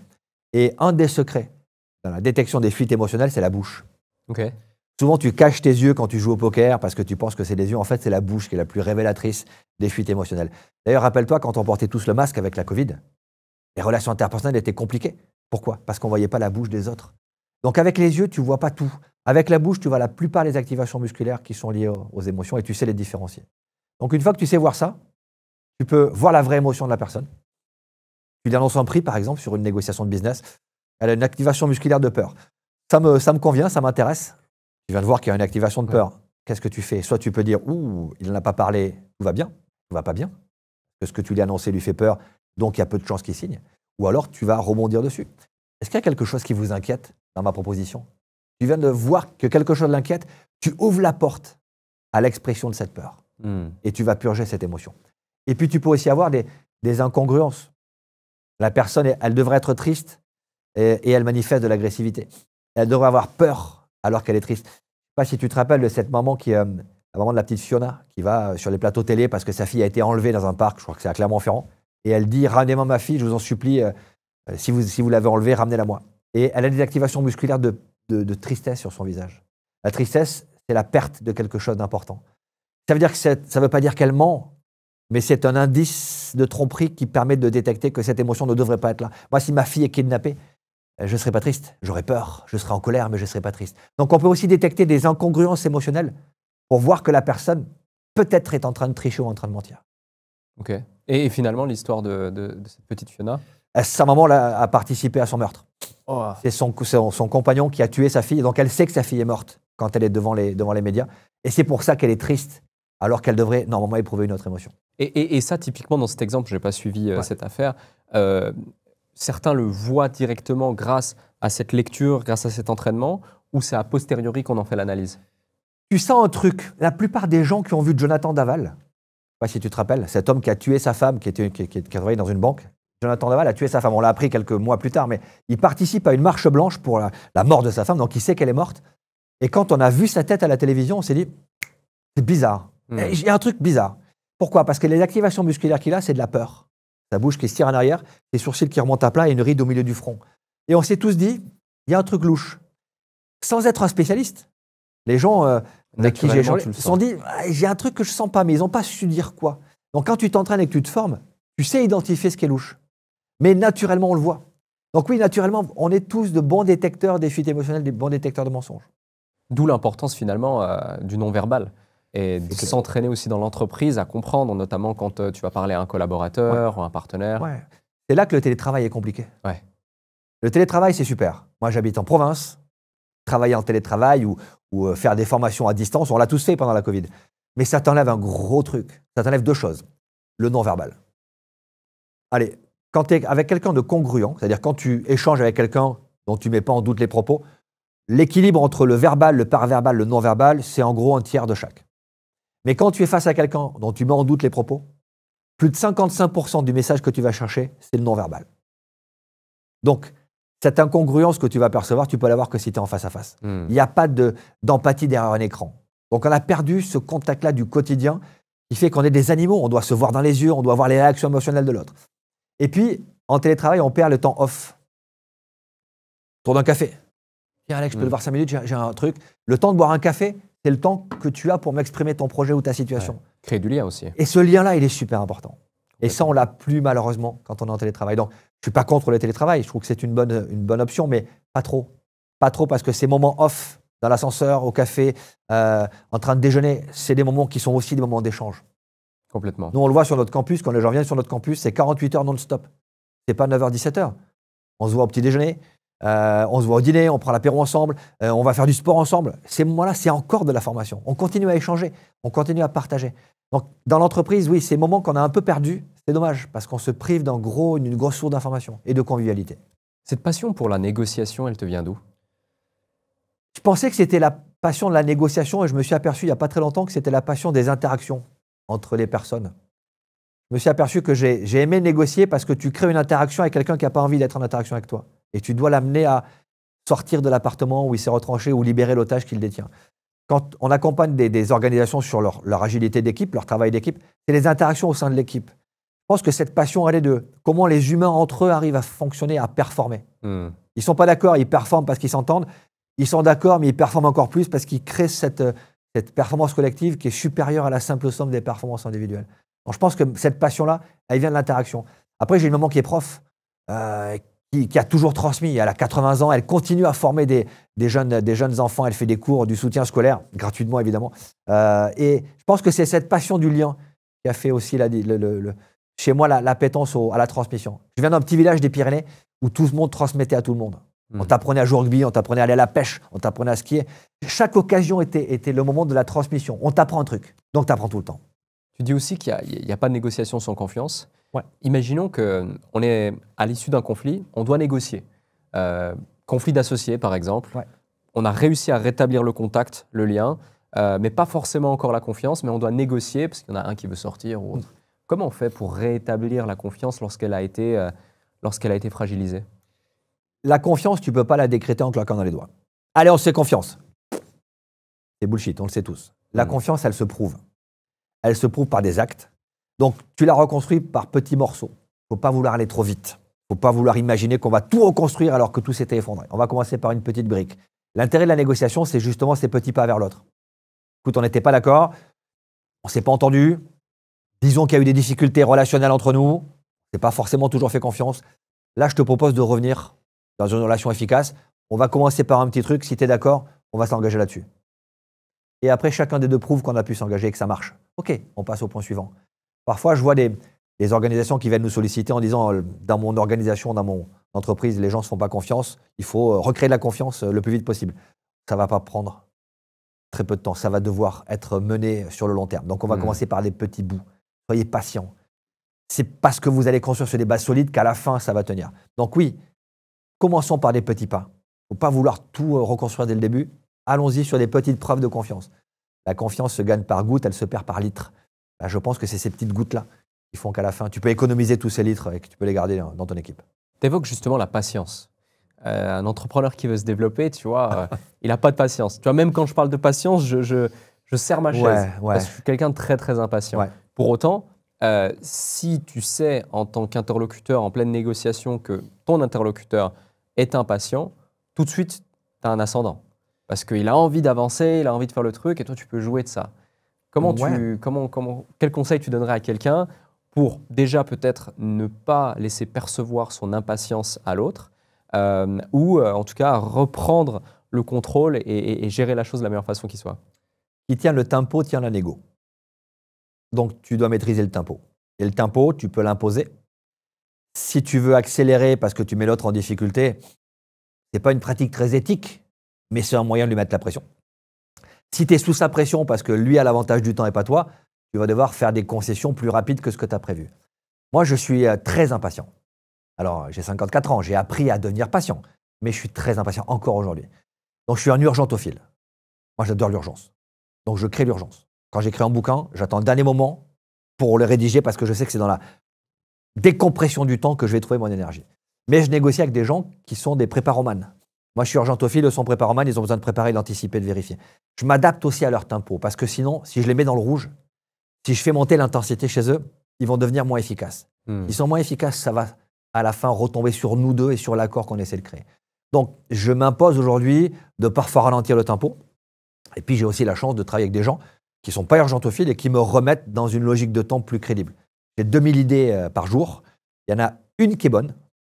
Et on n'a souvent pas le temps de la mettre en œuvre. Donc, j'ai avec moi des gens, et notamment Stéphanie, mon épouse, qui est aussi qui dirige les opérations de l'agence, qui sait me remettre dans le droit chemin et me dire stop, ok, on ralentit, là ça ne marchera jamais, donc laisse tomber. Celle-là, ça marchera, mais donnons-nous du temps. Elle sait me donner ce rythme. Donc, je négocie avec elle. Non pas le fond de la négo, mais la forme. Je négocie le tempo qu'on va s'appliquer. Donc, la patience, c'est super, mais il faut savoir accepter que tout le monde n'est pas impatient et que donc parfois le temps doit laisser les choses se construire lentement. C'est assez drôle parce que je te partage une anecdote, je n'ai jamais partagé. J'ai récemment acheté un nom de domaine, alechenry.com. J'avais toujours envie de l'avoir et c'était dans le cadre d'une négociation avec un mec aux États-Unis qui porte le même prénom et nom que moi. Il l'avait depuis des années, ça fait 6 ans que je lui envoyais 1 à 2 emails par an, tous les ans, pour essayer de négocier le prix. Et à la fin, je lâche l'affaire sur un prix et je me dis, c'est un super prix, je suis super content, je suis trop fier de moi. 2 jours plus tard, je me dis, mais attends, là, ça fait 6 ans que je négocie, c'était quoi sa première offre? Et pourquoi je ne l'avais pas acceptée? Et en fait, la première offre, c'était $1000 de plus que le prix que j'ai réussi à avoir 6 ans auparavant. Ouais. Et c'est un peu, j'y pense parce que je repense à la maison, à 120 000 euros et du coup les 10 000 euros de différence. Et si je ne m'étais pas posé la question de l'enjeu, et je ne me suis pas posé la question de l'enjeu là aussi, et en fait, 6 ans, 1000 euros, mais tout de suite, je lui les donne les 1000 euros, mais directement. Et c'est vraiment un truc que la plupart des gens devraient finalement se poser lorsqu'ils sont face à une négociation. C'est quoi l'enjeu? Est-ce que ça vaut le coup? Est-ce que ça vaut le coup d'attendre 6 ans pour économiser $1000? Alors, $1000 pour certaines personnes, c'est beaucoup. Mais si c'est un enjeu super important qui est de protéger ton nom comme nom de domaine, ouais, effectivement. Mais tu vois, comme c'est compliqué, alors que je sais ce que tu fais, je sais le succès que tu as et que tu es donc un super négociateur, on peut se faire piéger nous aussi. Et c'est bien, ça nous remet une petite claque derrière la tête. Il faut être humble en négociation. Si tu n'es pas humble, ça ne marche pas. Ouais. Comment on fait pour rester humble, justement? Parce que tout à l'heure, tu l'évoquais, à un moment donné, donc tu es élu meilleur négociateur du monde, donc tout le monde te le dit, même tes collaborateurs, à un moment donné, ils doivent te rappeler à l'ordre. Stéphanie, j'imagine, Ouais. l'a fait aussi. Comment on fait pour rester les pieds sur terre quand finalement tout le monde veut nous mettre la tête dans les étoiles? Tu fais des erreurs. Moi, j'ai gagné la gamelle d'or il y a 2 ans. J'étais super fier de la gagner. Quand j'ai expliqué mon erreur à mes équipes et qu'ils ont élu cette erreur gamelle d'or, et donc j'ai gardé. C'est une vraie gamelle en or, c'est une bûche en bois avec une gamelle en or plantée dedans. Hein. C'est un truc qui est gros comme ça. C'était sur mon bureau pendant 1 an. Et j'étais très fier de ça. Parce que ça veut dire que même si j'ai créé le protocole, même si j'ai formé la plupart des gens qui bossent avec moi, je peux encore me planter. L'erreur de la maison et l'achat de la maison, bien sûr que je la raconte en formation, cette erreur. Parce que ça veut dire, ne vous prenez pas pour un champion. Cette image qu'on a essayé de nous coller, champion du monde, meilleur négociateur du monde, elle est dévastatrice. Donc on essaie d'être bon, mais si tu penses que tu es très bon, les gros égos, les narcissiques en négociation, ils se la racontent, mais dans les faits, ils ne sont pas très bons, ils ne sont pas très efficaces. Donc ouais, plantez-vous. Je me suis planté, ok, je vous raconte. C'est quoi l'erreur qui t'a fait gagner la gamelle d'or? Alors je ne peux pas évoquer les gamelles d'or en public, Ok. mais si, la mienne, je peux l'évoquer, c'est une erreur toute bête en plus, mais significative. Je vais faire une conférence, je fais beaucoup de conférences, je vais faire une conférence devant 800 personnes. Ok. Ça se passe au château de Verneuil, à côté de Tours. Et donc, j'y vais avec un de mes collègues négociateurs de la police de Genève. Et donc, on arrive à Tours. On est en avance. Hein. On a le temps de faire un petit restaurant sympa. On prend notre temps. Et on va se préparer à faire cette conférence de 800 personnes. Tu vois, c'est pas un petit truc. Et donc, j'arrive au château de Verneuil. Et j'envoie un message à la DG de la boîte, ma cliente. Je dis, écoute, on est arrivé au château. Elle dit, bah, super, je viens te chercher. On attend. Bon, personne sortir. Puis là, on réalise qu'il n'y a pas beaucoup de voitures pour avoir amené 800 personnes, mais ils sont peut-être venus en bus. Et elle me dit, je suis sur le perron du château. Je dis, bah, je suis sur le perron du château et tu n'y es pas. Elle me dit, mais bien sûr que j'y suis. Elle me dit, mais tu es où? Je dis, bah, au château de Verneuil. Elle me dit, ah, parce que nous, on est au château de Vernouille. Le château de Verneuil, c'est à Tours. Le château de Vernouille, c'est à Marseille. Ouais. Il y a 800 personnes qui nous attendent à Marseille et on intervient dans 1 heure. En fait, quand j'ai fait le brief de la conférence sur l'agenda d'Apple, tu tapes le lieu. Mais Apple te propose des lieux.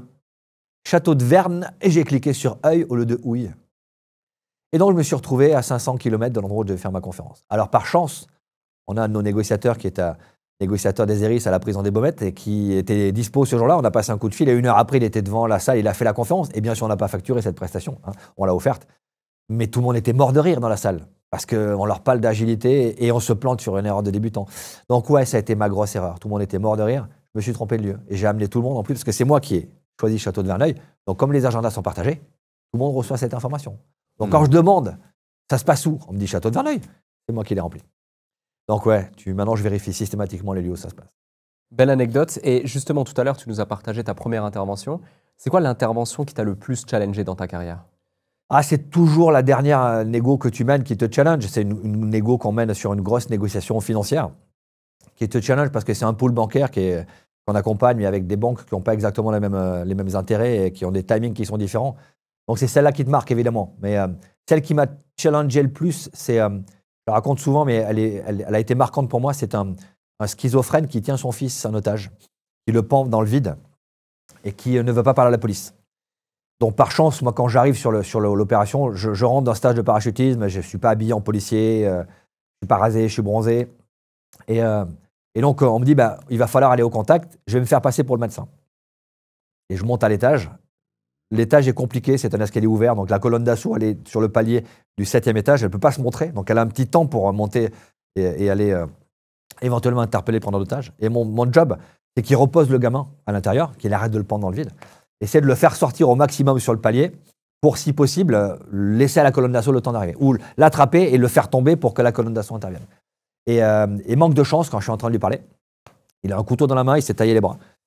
J'arrive à lui faire poser son couteau. Je lui dis, attends, moi je suis le médecin, les armes, c'est pas mon truc, pose ton couteau. J'essaie de m'approcher un peu. Et là, quelqu'un bouge derrière moi. Donc je pense que quelqu'un passe la tête pour voir ce qui se passe. Et lui voit ça. Et moi, je peux pas le voir parce que je suis face à lui, puis je vais pas le lâcher du regard. Et il rentre dans l'appartement et il me dit cette phrase, viens docteur, n'aie pas peur. Et tu as des règles d'intervention dans ce type de cas. Tu rentres jamais dans un appartement duquel tu peux pas sortir tout seul. Tu rentres jamais dans un lieu si tu n'es pas couvert par un sniper ou un tireur. tu rentres pas dans la bulle de sécurité d'un schizophrène. À 1 mètre de lui, il va péter les plombs. Et moi, j'ai un truc qui me met dans le rouge, encore aujourd'hui, c'est les enfants. Quand les enfants sont impliqués, je suis plus rationnel. Donc là, j'entends le gamin qui pleure et je rentre dans l'appartement. Et il ferme la porte. Et là, quand il ferme, j'entends clonk, le bruit de la porte blindée qui se ferme. C'est une bonne porte d'appartement parisien.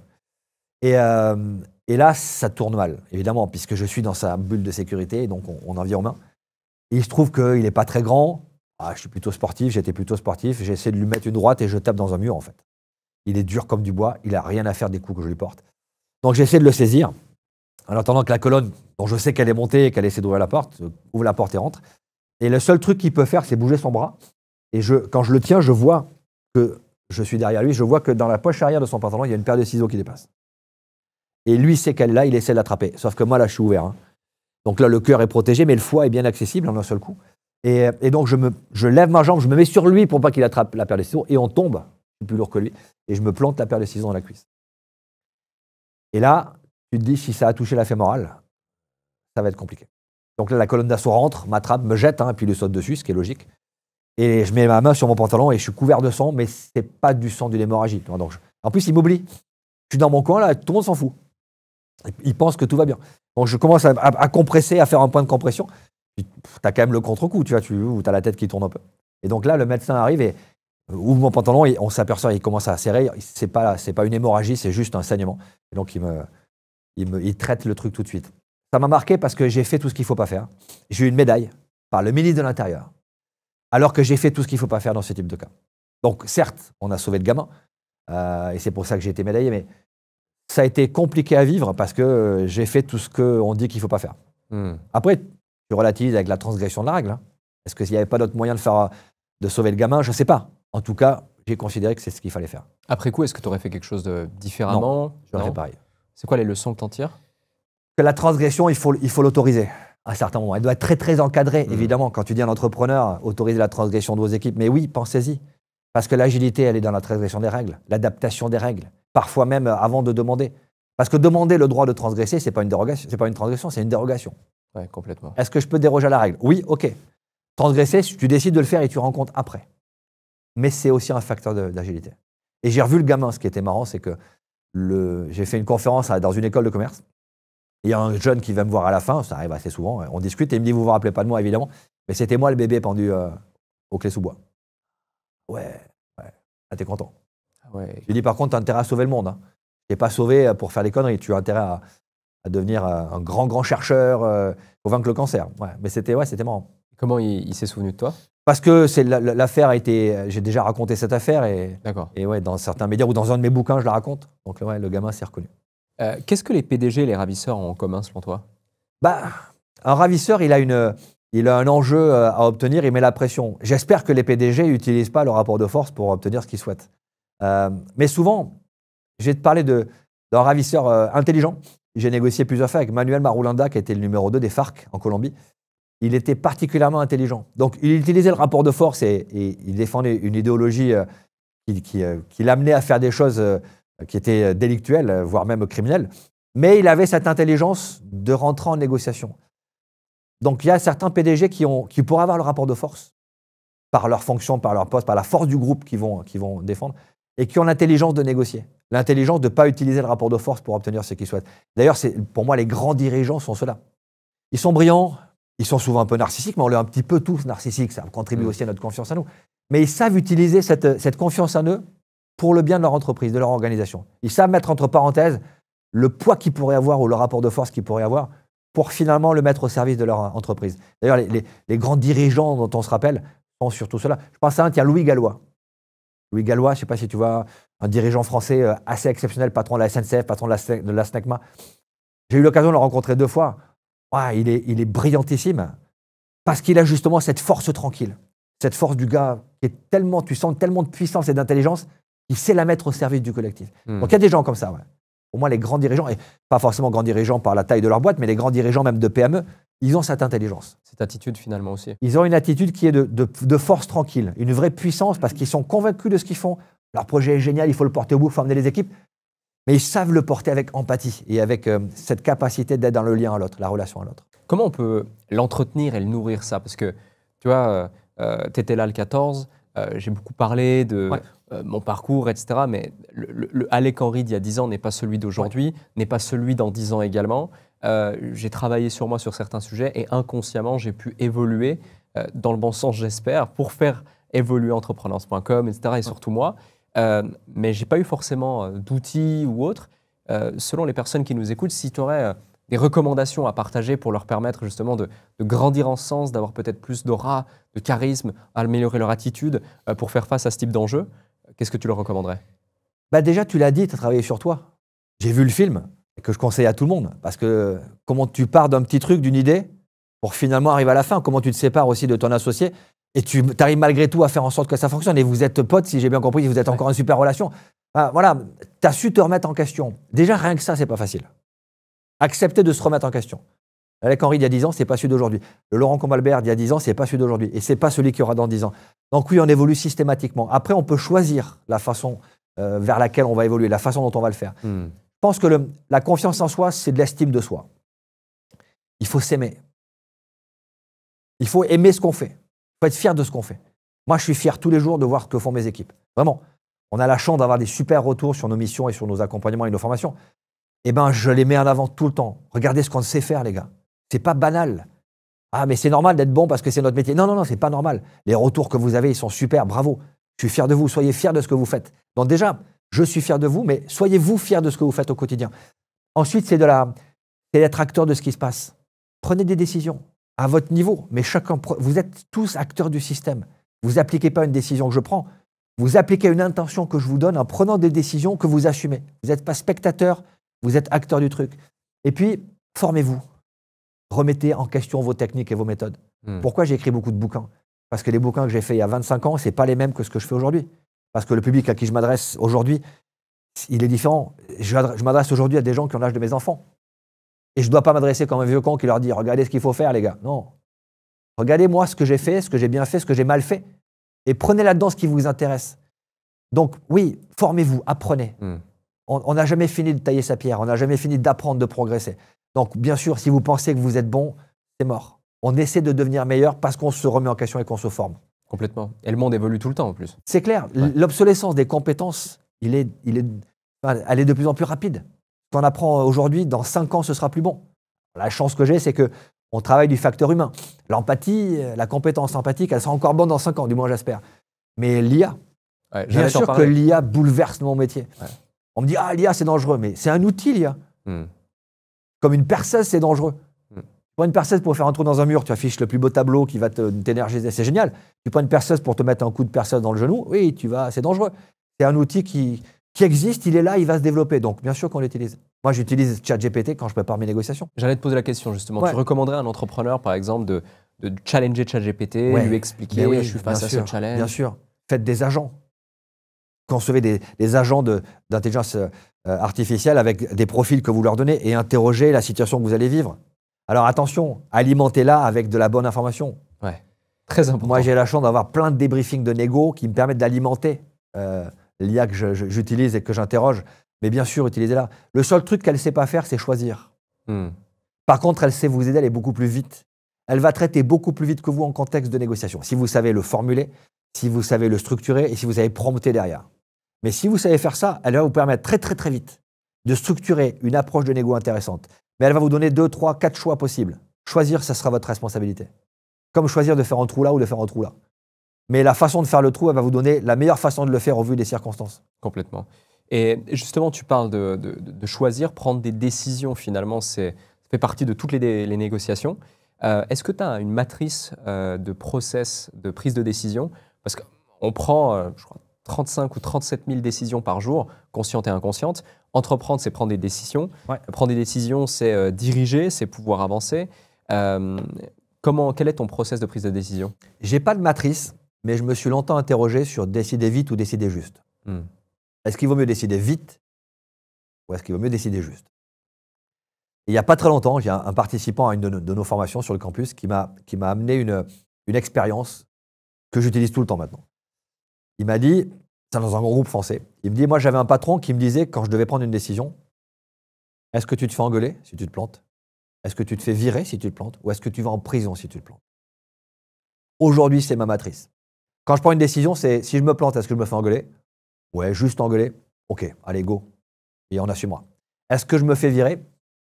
OK, on attend un peu, on réfléchit, on va valider, on va réduire l'incertitude. Il y a une petite marge d'incertitude, on la réduit. Est-ce que je vais en prison? Là, il n'y a plus d'incertitude. Je fais ou je ne fais pas, mais je suis sûr de mon coup si je le fais. Donc, je relativise par rapport à l'enjeu. Est-ce que je peux prendre le risque de me planter? Ouais, on peut rattraper le coup. Mes équipes ne vont pas être déstabilisées. Les conséquences d'une mauvaise décision sont réajustables. Allez, on tente. Et l'initiative, souvent, c'est un facteur d'efficacité, être le first mover.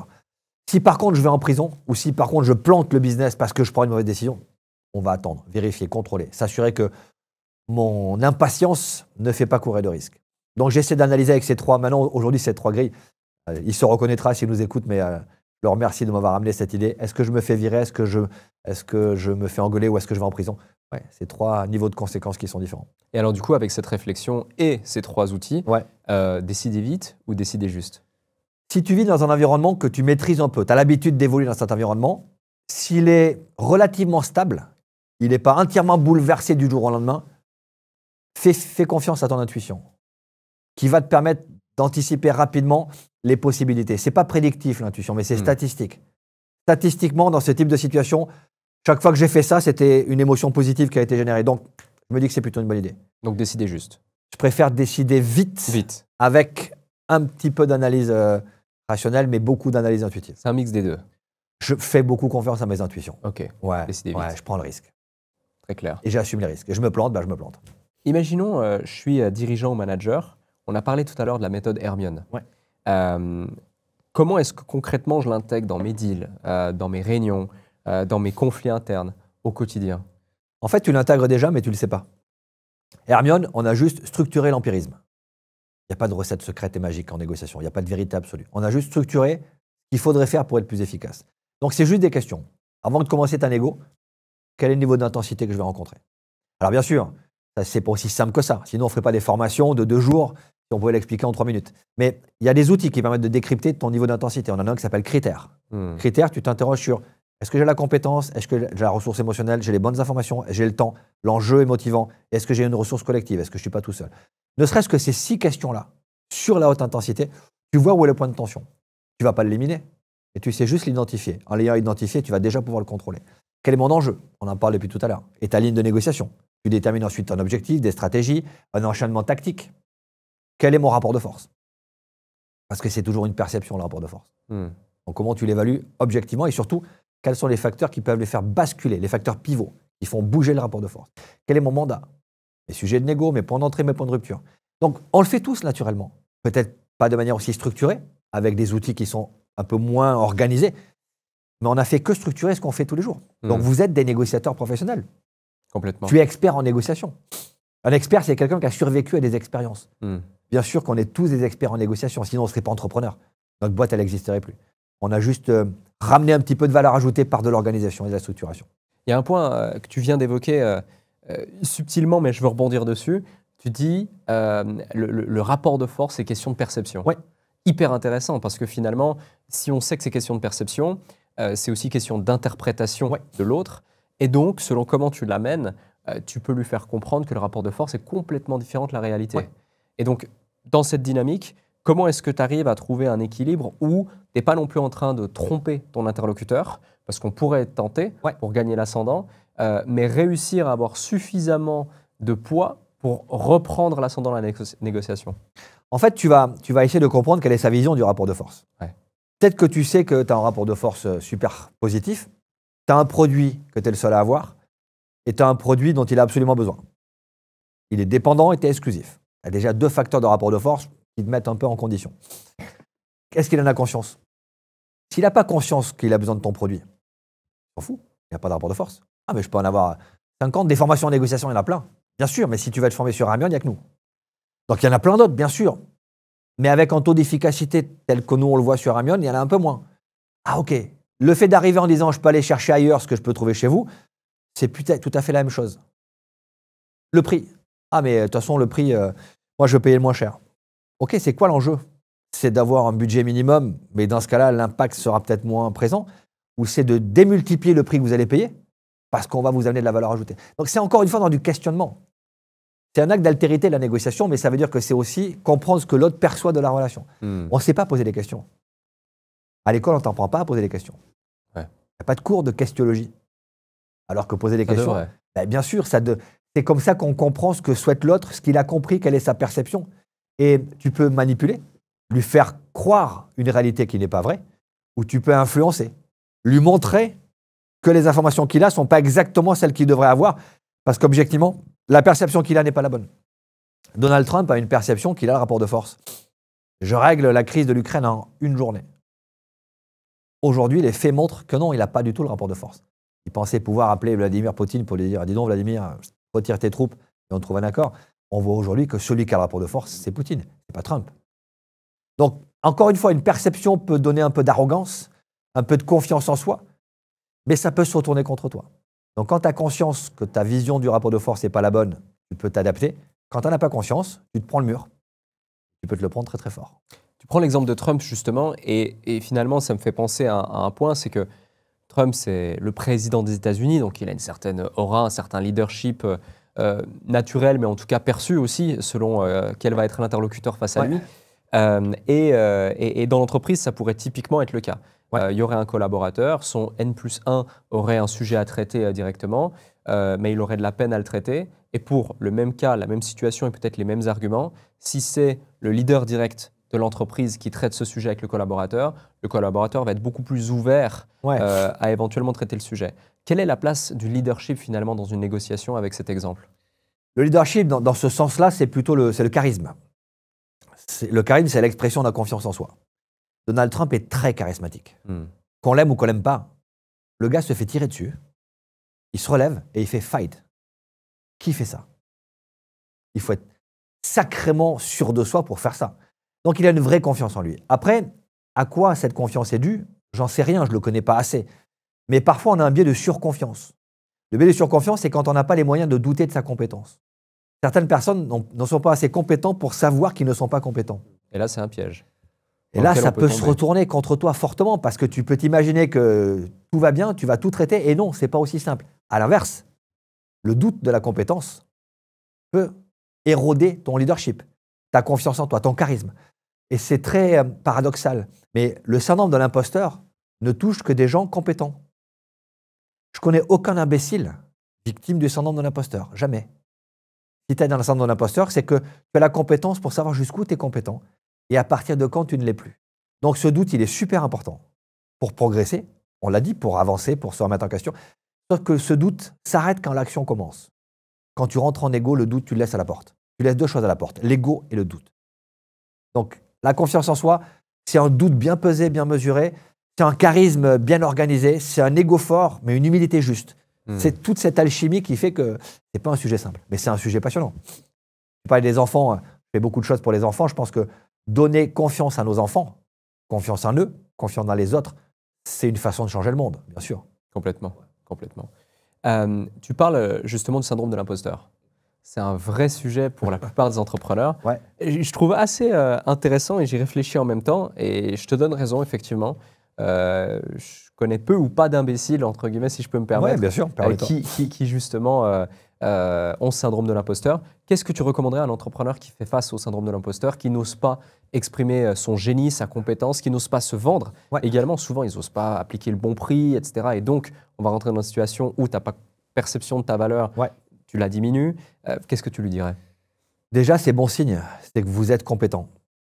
Si vous doutez, c'est que vous avez la compétence pour douter. Douter de sa compétence, c'est une compétence qui vous permettra de progresser tout au long de votre vie, tout au long de votre carrière. Maintenant, il ne faut pas que ça vienne vous empêcher de demander ce qui est juste pour vous. Donc, la préparation, en fait, elle repose là-dessus. On se prépare à froid. On se prépare avant d'être dans le stress de la situation. Si tu n'es pas sûr de toi, si tu doutes, si tu dis « Ah, est-ce que j'ai le droit de demander ce prix-là pour ce que je fais ?» Tu vas te le demander à froid avant d'être face à ton client. Donc, tu vas fixer ton mandat. Mon prix, ça sera ce montant-là. Et il n'est pas négociable. On appelle ça un point PPR. PPR, ce n'est pas du tout PPR. C'est PEPR. Point d'entrée égale point de rupture. Donc, le point d'entrée que tu poses sur la table, c'est le point de rupture. Si on n'est pas à ce point, tu quittes la table. Ça, tu le prépares en dehors du stress. Tu regardes de la manière la plus objective, quel est ton vrai prix, par exemple. Et tu peux te faire accompagner. Tu l'as dit, on a un taux de succès très élevé. On a plus de 98% de succès. Mais pourquoi? Parce qu'on n'est pas impliqué. Moi, j'accompagne des négociations où je ne suis pas impliqué personnellement. Donc, je peux me permettre de dire à un entrepreneur, qu'est-ce que c'est que ce prix de merde? Pourquoi tu demandes ça? Ce que tu donnes, c'est de la valeur, tu vas créer ça. Ah, mais tu crois que je peux demander ce prix-là? Bien sûr que tu peux le demander et tu vas le demander. Ça, c'est un point de rupture. Donc, tu ne bougeras pas ton prix. Par contre, tu vas céder d'autres trucs. En contrepartie de ne pas bouger ton prix, tu vas lâcher là-dessus. Donc, se faire accompagner, c'est aussi avoir quelqu'un qui n'est pas dans ce syndrome de l'imposteur que tu peux vivre et qui va te remettre en face des réalités. Donc, c'est bien d'être dans le syndrome de l'imposteur à un moment donné parce qu'on progresse grâce à ça. Après, il ne faut pas que ça devienne un mode de fonctionnement. Soyez sûr de vous. Demandez ce que vous méritez. Si vous estimez que vous le méritez à froid, c'est que vous le méritez à chaud quand vous êtes face à votre client. Faites-le avec confiance, avec le sourire, avec assertivité. Complètement. Et je rebondis sur ce point, c'est le fait de ne pas être impliqué émotionnellement, personnellement. Ouais. C'est hyper important parce que ça s'applique à tellement de domaines. La seule alternative que je vois ici, c'est par exemple de faire les négociations à deux, comme tu l'évoques. Le binôme. De se faire accompagner aussi. Est-ce qu'il y a d'autres alternatives pour peut-être un entrepreneur qui n'aurait pas les moyens de faire appel à un négociateur professionnel? Est-ce que l'IA, dans ce cas-là, pourrait peut-être jouer un rôle, en tout cas le challenger sur certains sujets? Est-ce qu'il y aurait d'autres choses? L'alcool. Ok. Ouais, tu bois un bon verre de whisky, tu es désinhibé, tu demandes tout ce que tu veux. Non, surtout pas. Non, mais l'abus d'alcool est dangereux. Oui, l'abus d'alcool est dangereux, on le dit, pour la santé. Et pour la négo, franchement, ça ne marche pas. Pour avoir fait des négociations sociales, notamment après quelques repas un peu arrosés, plus personne n'est capable de tenir son mandat, donc ça ne marche pas. Non, je pense que la prise de recul, même tout seul, la prise de recul objective, tu peux te mettre en métaposition. Quand tu es décideur et négociateur, il faut qu'à un moment donné, tu te mettes dans la position de la vision stratégique. Si j'avais un négociateur qu'on appellerait Laurent Bis, si Laurent Bis devait négocier, il est là, je le vois, il est posé là, qu'est-ce que je lui donnerais comme mandat? Moi, avec ma vision stratégique à 5 ans, je lui dirais de passer là-dessus, de passer là-dessus, de passer là-dessus. Et ça, je l'écrirais. Et ensuite, je prendrais cette vision-là. Ok, je prends mon mandat, je vais devoir défendre ça. Waouh, comment je peux me tenir là-dessus? Mais je m'imposerais de sortir carrément de ma position et de me mettre au-dessus du négociateur qui va aller au contact. Et de faire ce mandat de décideur qu'ensuite je vais aller imposer à mon autre moi pour pouvoir mener cette négociation. Donc cette dissociation, on le fait très certainement. Mais il faut penser à cette discipline de se dire, ok, je sors de ma position, là je prends mon recul. Objectivement, voilà, ça, j'accepterai jamais. Donc quand je vais devoir l'appliquer, je vais me tenir à ce que mon Laurent m'a dit. Laurent Bis a appliqué ce que Laurent a dit parce que c'est important de jouer à la fois stratégie et tactique. Donc ouais, c'est vraiment cette notion de prendre de la hauteur, se remettre en question. Tu peux le faire tout seul, ça demande un peu de discipline, mais tu peux bien sûr te remettre en question si tu acceptes d'être dans cette vision-là. Je me pose une question, tu vois, imaginons on est dans une pièce et c'est deux négociateurs pros, toi et le numéro 2 mondial, par exemple, ils doivent négocier un deal. Est-ce que tu as identifié, de par toutes tes expériences, un élément qui crée comme un point pivot où l'autre va prendre l'ascendant dans le deal? Si oui, lequel? Ce qui crée le point pivot, c'est l'objectif commun. Est-ce qu'on a un objectif commun partagé? Si pas d'objectif commun, il n'y a pas de négo. Impossible. Non. Non, l'objectif d'une négociation, c'est un accord qui va satisfaire tout le monde. Si tu n'as pas d'OCP, d'objectif commun partagé, tu ne peux pas négocier efficacement. Donc, c'est de la fausse négo. Ça peut être du rapport de force. Alors, Harvard a fait des études sur les stratégies de négociation. 10% des négociations sont coopératives. On a, dès le début, envie de coopérer, on a un objectif commun. 90% des négociations commencent par une compétition. Je veux gagner plus que toi. Et on arrive, nous, nos propres statistiques au sein de TTA, c'est qu'en gros, 60% des négociations deviennent coopétitives. Donc, tu prends 10% de négociations coopératives, 60% de négociations coopétitives, tu crées la coopération d'opportunités. 70% des négociations se font avec un objectif commun partagé. Il reste 30% de négociations où il n'y a pas d'OCP, ou alors l'OCP n'est pas accepté par les parties prenantes. Et donc, dans ce cas-là, tu utilises des techniques de rapport de force, si tu peux le faire, ou tu utilises des techniques de concessionnisme. Si tu es coincé avec un rapport de force défavorable, tu vas devoir lâcher parce que malheureusement, tu as ton client qui fait 80% de ton chiffre d'affaires. Si tu n'es pas très différenciant, s'il n'est pas dépendant, si tu n'es pas exclusif, bon, tu ne vas pas forcément sortir très gagnant, tu vas juste sauver les meubles. Ce n'est pas les négociations les plus favorables, mais tu peux aussi accepter que sans OCP, tu peux défendre aussi certaines de tes positions, mais tu vas devoir concéder des trucs. Imaginons maintenant un entrepreneur qui nous écoute se dit « Ok, objectif commun partagé, hyper intéressant. Comment le mettre en place? Je suis dans un deal, j'identifie que ça bloque, il n'y a pas d'OCP. Est-ce qu'il y a une méthode que tu pourrais partager qui fait que En posant les bonnes questions, par exemple, Ouais. en s'intéressant réellement à la personne, en connaissant ses enjeux personnels, Ouais. on arrive à établir un cadre qui fait qu'on définit ensemble un OCP. Tu l'as dit, tu dois identifier ses intérêts. Le E de Hermione, le premier E, c'est ton enjeu. Le I de Hermione, c'est son intérêt. Tu vas les réunir dans le O, l'OCP. C'est pour ça qu'on a ce cheminement d'ailleurs. L'intérêt, ton enjeu avant son intérêt pour créer l'objectif qu'on va partager. Donc c'est du questionnement. Tu vas envisager un OCP. Voilà, on va se retrouver sur cette négociation sociale. On va essayer de trouver un accord qui satisfait à la fois les revendications des collaborateurs, parce que c'est normal qu'il y ait des négociations de salaire et qu'on puisse accompagner l'évolution du prix de la vie et l'inflation. Maintenant, vous devez aussi considérer que pour la vie de l'entreprise, on doit garder de l'argent pour les investissements. Donc, ce qu'on va essayer, vous et moi, c'est de faire en sorte qu'on puisse continuer à développer ensemble cette entreprise, tout en gardant une satisfaction pour les collaborateurs, mais tout en nous laissant aussi une capacité d'investissement. Tu es en train de tester si l'objectif qu'on a partagé, que la boîte fonctionne bien et qu'on y est tous à y gagner, peut être accepté par les parties prenantes. En négociation sociale, la plupart des négociations sociales se passent bien, contrairement à ce qu'on peut voir à la télévision. Les négociations se passent bien quand on considère que l'objectif commun partagé des collaborateurs, des délégués du personnel, des dirigeants, c'est que la boîte fonctionne et qu'elle génère du chiffre parce que tout le monde va s'y retrouver. Quand tu es face à quelqu'un qui dit « moi, j'en ai rien à faire, nous, ce qu'on veut, c'est 10% d'augmentation de salaire, sinon on fait la grève », ou quand tu as un DRH qui dit « moi, je ne céderai rien parce que je n'ai pas de marge de négo et vous faites la grève, eh ben tant pis pour vous, c'est votre problème », là, tu es sur un conflit d'ego ou de position qui ne sont pas conciliables. Donc, il y a certaines négociations où, malheureusement, l'intérêt n'est pas l'objectif qu'on va partager. L'intérêt, c'est exister dans le conflit. Tu as deux types de conflits. Celui qui sert à construire. On n'est pas d'accord tous les deux, mais on va se mettre autour de la table et trouver une solution pour qu'on soit gagnants tous les deux. Et tu as le conflit qui sert à exister. Je te dis non juste parce que j'ai besoin d'exister. Je te dis non parce que je sais très bien qu'on n'y arrivera pas. Et c'est parce qu'on n'y arrivera pas que je vais exister dans ce désaccord. Ces conflits-là sont compliqués à gérer. Très compliqué, ouais. Ce n'est pas des conflits constructifs, donc tu dois les neutraliser, soit par la soumission, soit par le passage en force. Et il y a un monde dans lequel tu arrives à, malgré ça, dans ces conflits, créer une situation d'intérêt? Oui, tu peux être face à des gens qui ont un mode de fonctionnement dogmatique, par exemple. Voilà. Leur vérité n'est pas la tienne. Tu ne changes pas la vérité dogmatique. Il vit grâce à ça, il a créé sa personnalité autour de ça. Tu ne le changeras pas. Et puis, tu peux être dans un environnement où les informations qu'il a ne sont pas les bonnes. Il n'a pas réalisé qu'effectivement, tu es en difficulté. Par exemple, tiens, tu vas renégocier un contrat. On travaille beaucoup sur les formations à la renégociation. Les prix de l'électricité ont augmenté, les matières premières sont difficiles à trouver, on a monté nos salaires, ma marge a diminué, je dois renégocier avec mon client. Parce que si je ne fais pas de marge, ma boîte, elle va péricliter, il n'aura pas les produits qu'il vient chercher chez moi, on n'est pas en partenariat. Si tu es face à quelqu'un qui dit « ouais, je comprends, je sais que l'électricité a augmenté, je sais que vos coûts ont explosé, je prends ma part. Je suis d'accord pour renégocier le contrat et acheter un peu plus cher vos produits pour vous protéger un peu votre marge. » On a fait un deal, on a un OCP, ça marche.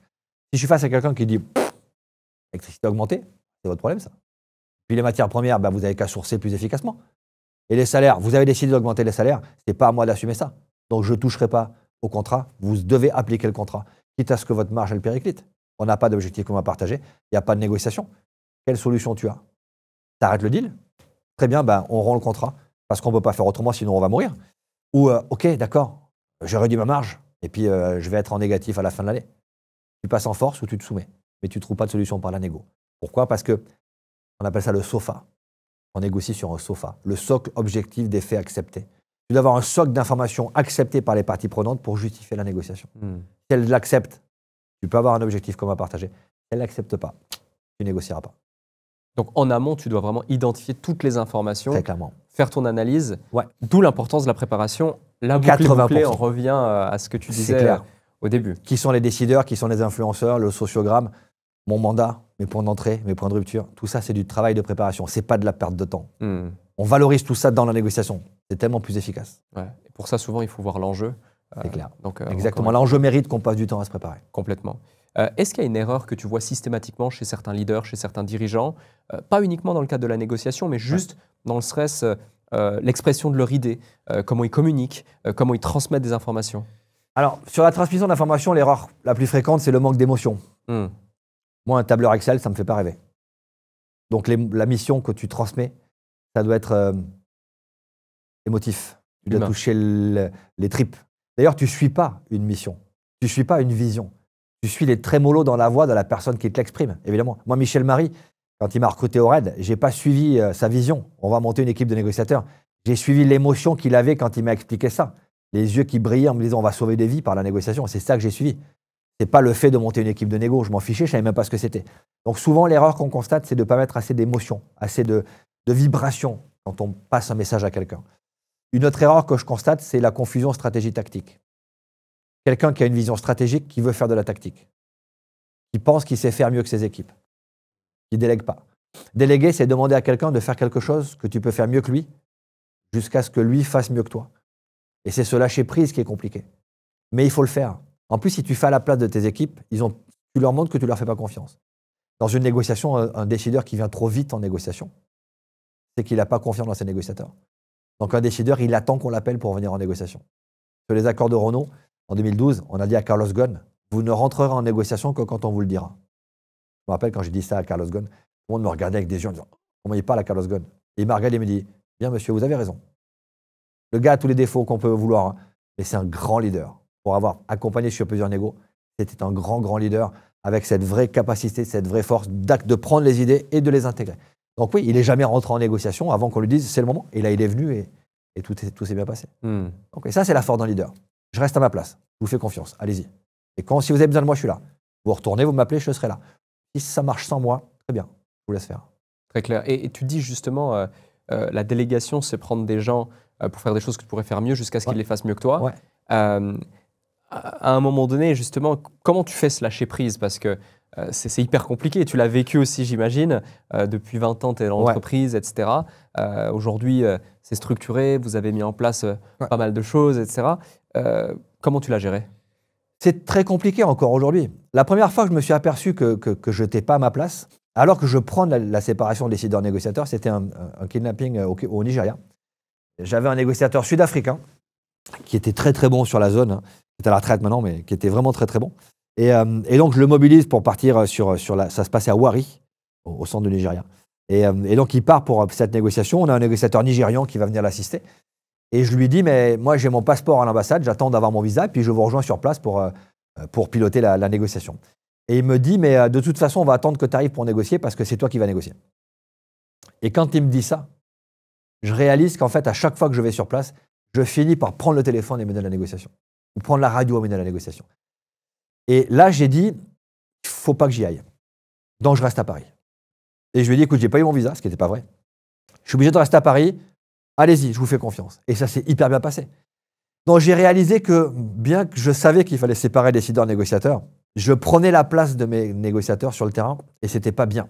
Ça ne me permettait pas d'être efficace. Et puis, j'ai vécu ça il n'y a pas tant longtemps sur une formation de formateurs. On forme des formateurs en négociation. Et c'est un de mes négociateurs, un de mes formateurs qui forme toute une équipe. Je suis assis au fond sur le canapé de notre salle de formation. On a une grande salle de formation. Je suis assis au fond, j'écoute. Et j'ai à côté de moi Yann, un de mes collègues, un de mes copains, qui me dit tu ressens la même chose que moi. Et je le regarde, je dis je boue là. J'écoutais ce formateur faire la formation. J'aurais pas fait comme lui. J'aurais pas dit la même chose que lui. Mais j'ai regardé Yann et j'ai dit mais c'est super ce qu'il fait. Il me dit ouais, c'est vachement bien. J'avais envie de me lever pour dire alors oui, on peut dire ça aussi de non, stop. Il fait ça à sa façon. C'est hyper bien. C'est pas comme ça que j'aurais fait. Mais waouh, il se l'est approprié. Il a pris le bébé, c'est plus mon bébé. Bébé grandit. Allez, laisse-le partir. C'est dur, hein. C'était il y a pas trop longtemps, il y a 2 ans. Mais malgré tout, allez, c'est bon. Je suis resté assis dans le canapé. J'ai soufflé, c'était super. Et il a fait un travail dingue. Mais tu vois, ce petit truc, c'est normal qu'on l'ait tous. Ouais, c'est notre bébé, quoi. Ta boîte, c'est la tienne. Même si tu fais rentrer des gens, tu la développes. C'est quand même ton bébé depuis le début. Ton bébé, un jour, il va partir. Tout seul, il va s'installer. Il va se prendre un appart et tu ne seras pas là. Il t'appellera de temps en temps. Ben ouais, on doit l'accepter. C'est ça aussi, être entrepreneur. C'est faire grandir une boîte et puis à un moment donné, je le laisse partir. Nous, un jour, chez TTA, on fera rentrer quelqu'un, on fera rentrer de l'argent. Si on veut scaler, si on veut faire 10 millions dans 5 ans, bien sûr qu'il faudra qu'on fasse rentrer des gens, qu'on fasse rentrer un fonds. C'est normal. Parce que tant que ça sera mon bébé, notre bébé avec Stéphanie, c'est super ce qu'on va développer, mais on aura aussi besoin d'autre chose. On acceptera de laisser le bébé partir. Et c'est génial, je trouve que cette idée, elle est top. Ce sera pas facile, on va peut-être pleurer de voir un bébé grandir. C'est comme ça. Ça sert à ça. Complètement, ça fait partie du processus. C'est comme ça. Si tu fais pas ça, tu tues ta boîte et tu tues tout ce que tu pourrais développer avec elle. Pareil avec ses enfants et justement, tu négocies également avec tes enfants. Comment ça se... Je me fais rouler par mes enfants. C'est vrai? Mais bien ils sont sûr, meilleurs négociateurs que toi. Ils sont super forts parce qu'ils sont dans l'affect. Moi, je suis sympathique naturellement. Dans le sens technique, je ressens les émotions des autres et je les partage très vite. J'ai 5 enfants, 4 garçons et 1 fille. Ma fille, elle est championne du monde. Elle me regarde avec ses grands yeux et je suis mort. Mais je le sais. Je le sais. Donc, je me fais piéger par cette sympathie, par cet engagement émotionnel. Mais je l'accepte. Donc, ouais, c'est des négociations super difficiles parce qu'il y a beaucoup d'affect et c'est important qu'il y soit. Et c'est un très bon enseignement. Merci Laurent. Merci beaucoup de ton invitation et de ces échanges. Avec grand plaisir. Merci pour cet échange hyper riche. J'aurais pu rester des heures avec toi encore à te poser plein de questions. Si vous avez eu autant de plaisir à écouter cet échange que je l'ai eu à l'animer, eh bien faites-le nous savoir comme à chaque fois en mettant un commentaire sous cette vidéo, en la partageant, en la likant et aussi en mettant 5 étoiles sur votre plateforme de streaming préférée si vous étiez sur Apple Podcast ou Spotify. Laurent, j'ai une dernière question pour toi. Bien sûr. Est-ce que tu peux nous partager le déclic qui a fait toute la différence pour toi dans ta vie ou dans ta carrière? Ça peut être professionnel, personnel, une anecdote, une simple phrase, une situation positive, pas positive, peu importe. Ouais. Quelque chose que peut-être tu n'as jamais partagé. Je te laisse carte blanche pour le mot de la fin. Le déclic, j'ai trouvé mon binôme de vie. Quand j'ai rencontré Stéphanie et qu'on a décidé de se lancer dans cette aventure qui était dingue. Hein. À 50 ans, recommencer à zéro et créer un campus à la campagne. Ça s'est passé parce qu'il y a eu cette rencontre. Donc ouais. Moi, je suis visionnaire, j'ai des idées, mais trop. Elle est missionnaire, elle est capable de les rendre opérationnelles et tangibles. Donc ça a été le déclic. D'ailleurs, ça a changé ma vie. Le lieu où on habite, le business qu'on a mené, ça a beaucoup changé de choses. Donc ouais, c'est cette rencontre. Je pense que la vie, c'est des rencontres. Celle-là était un vrai déclic. Merci Laurent. Merci à toi.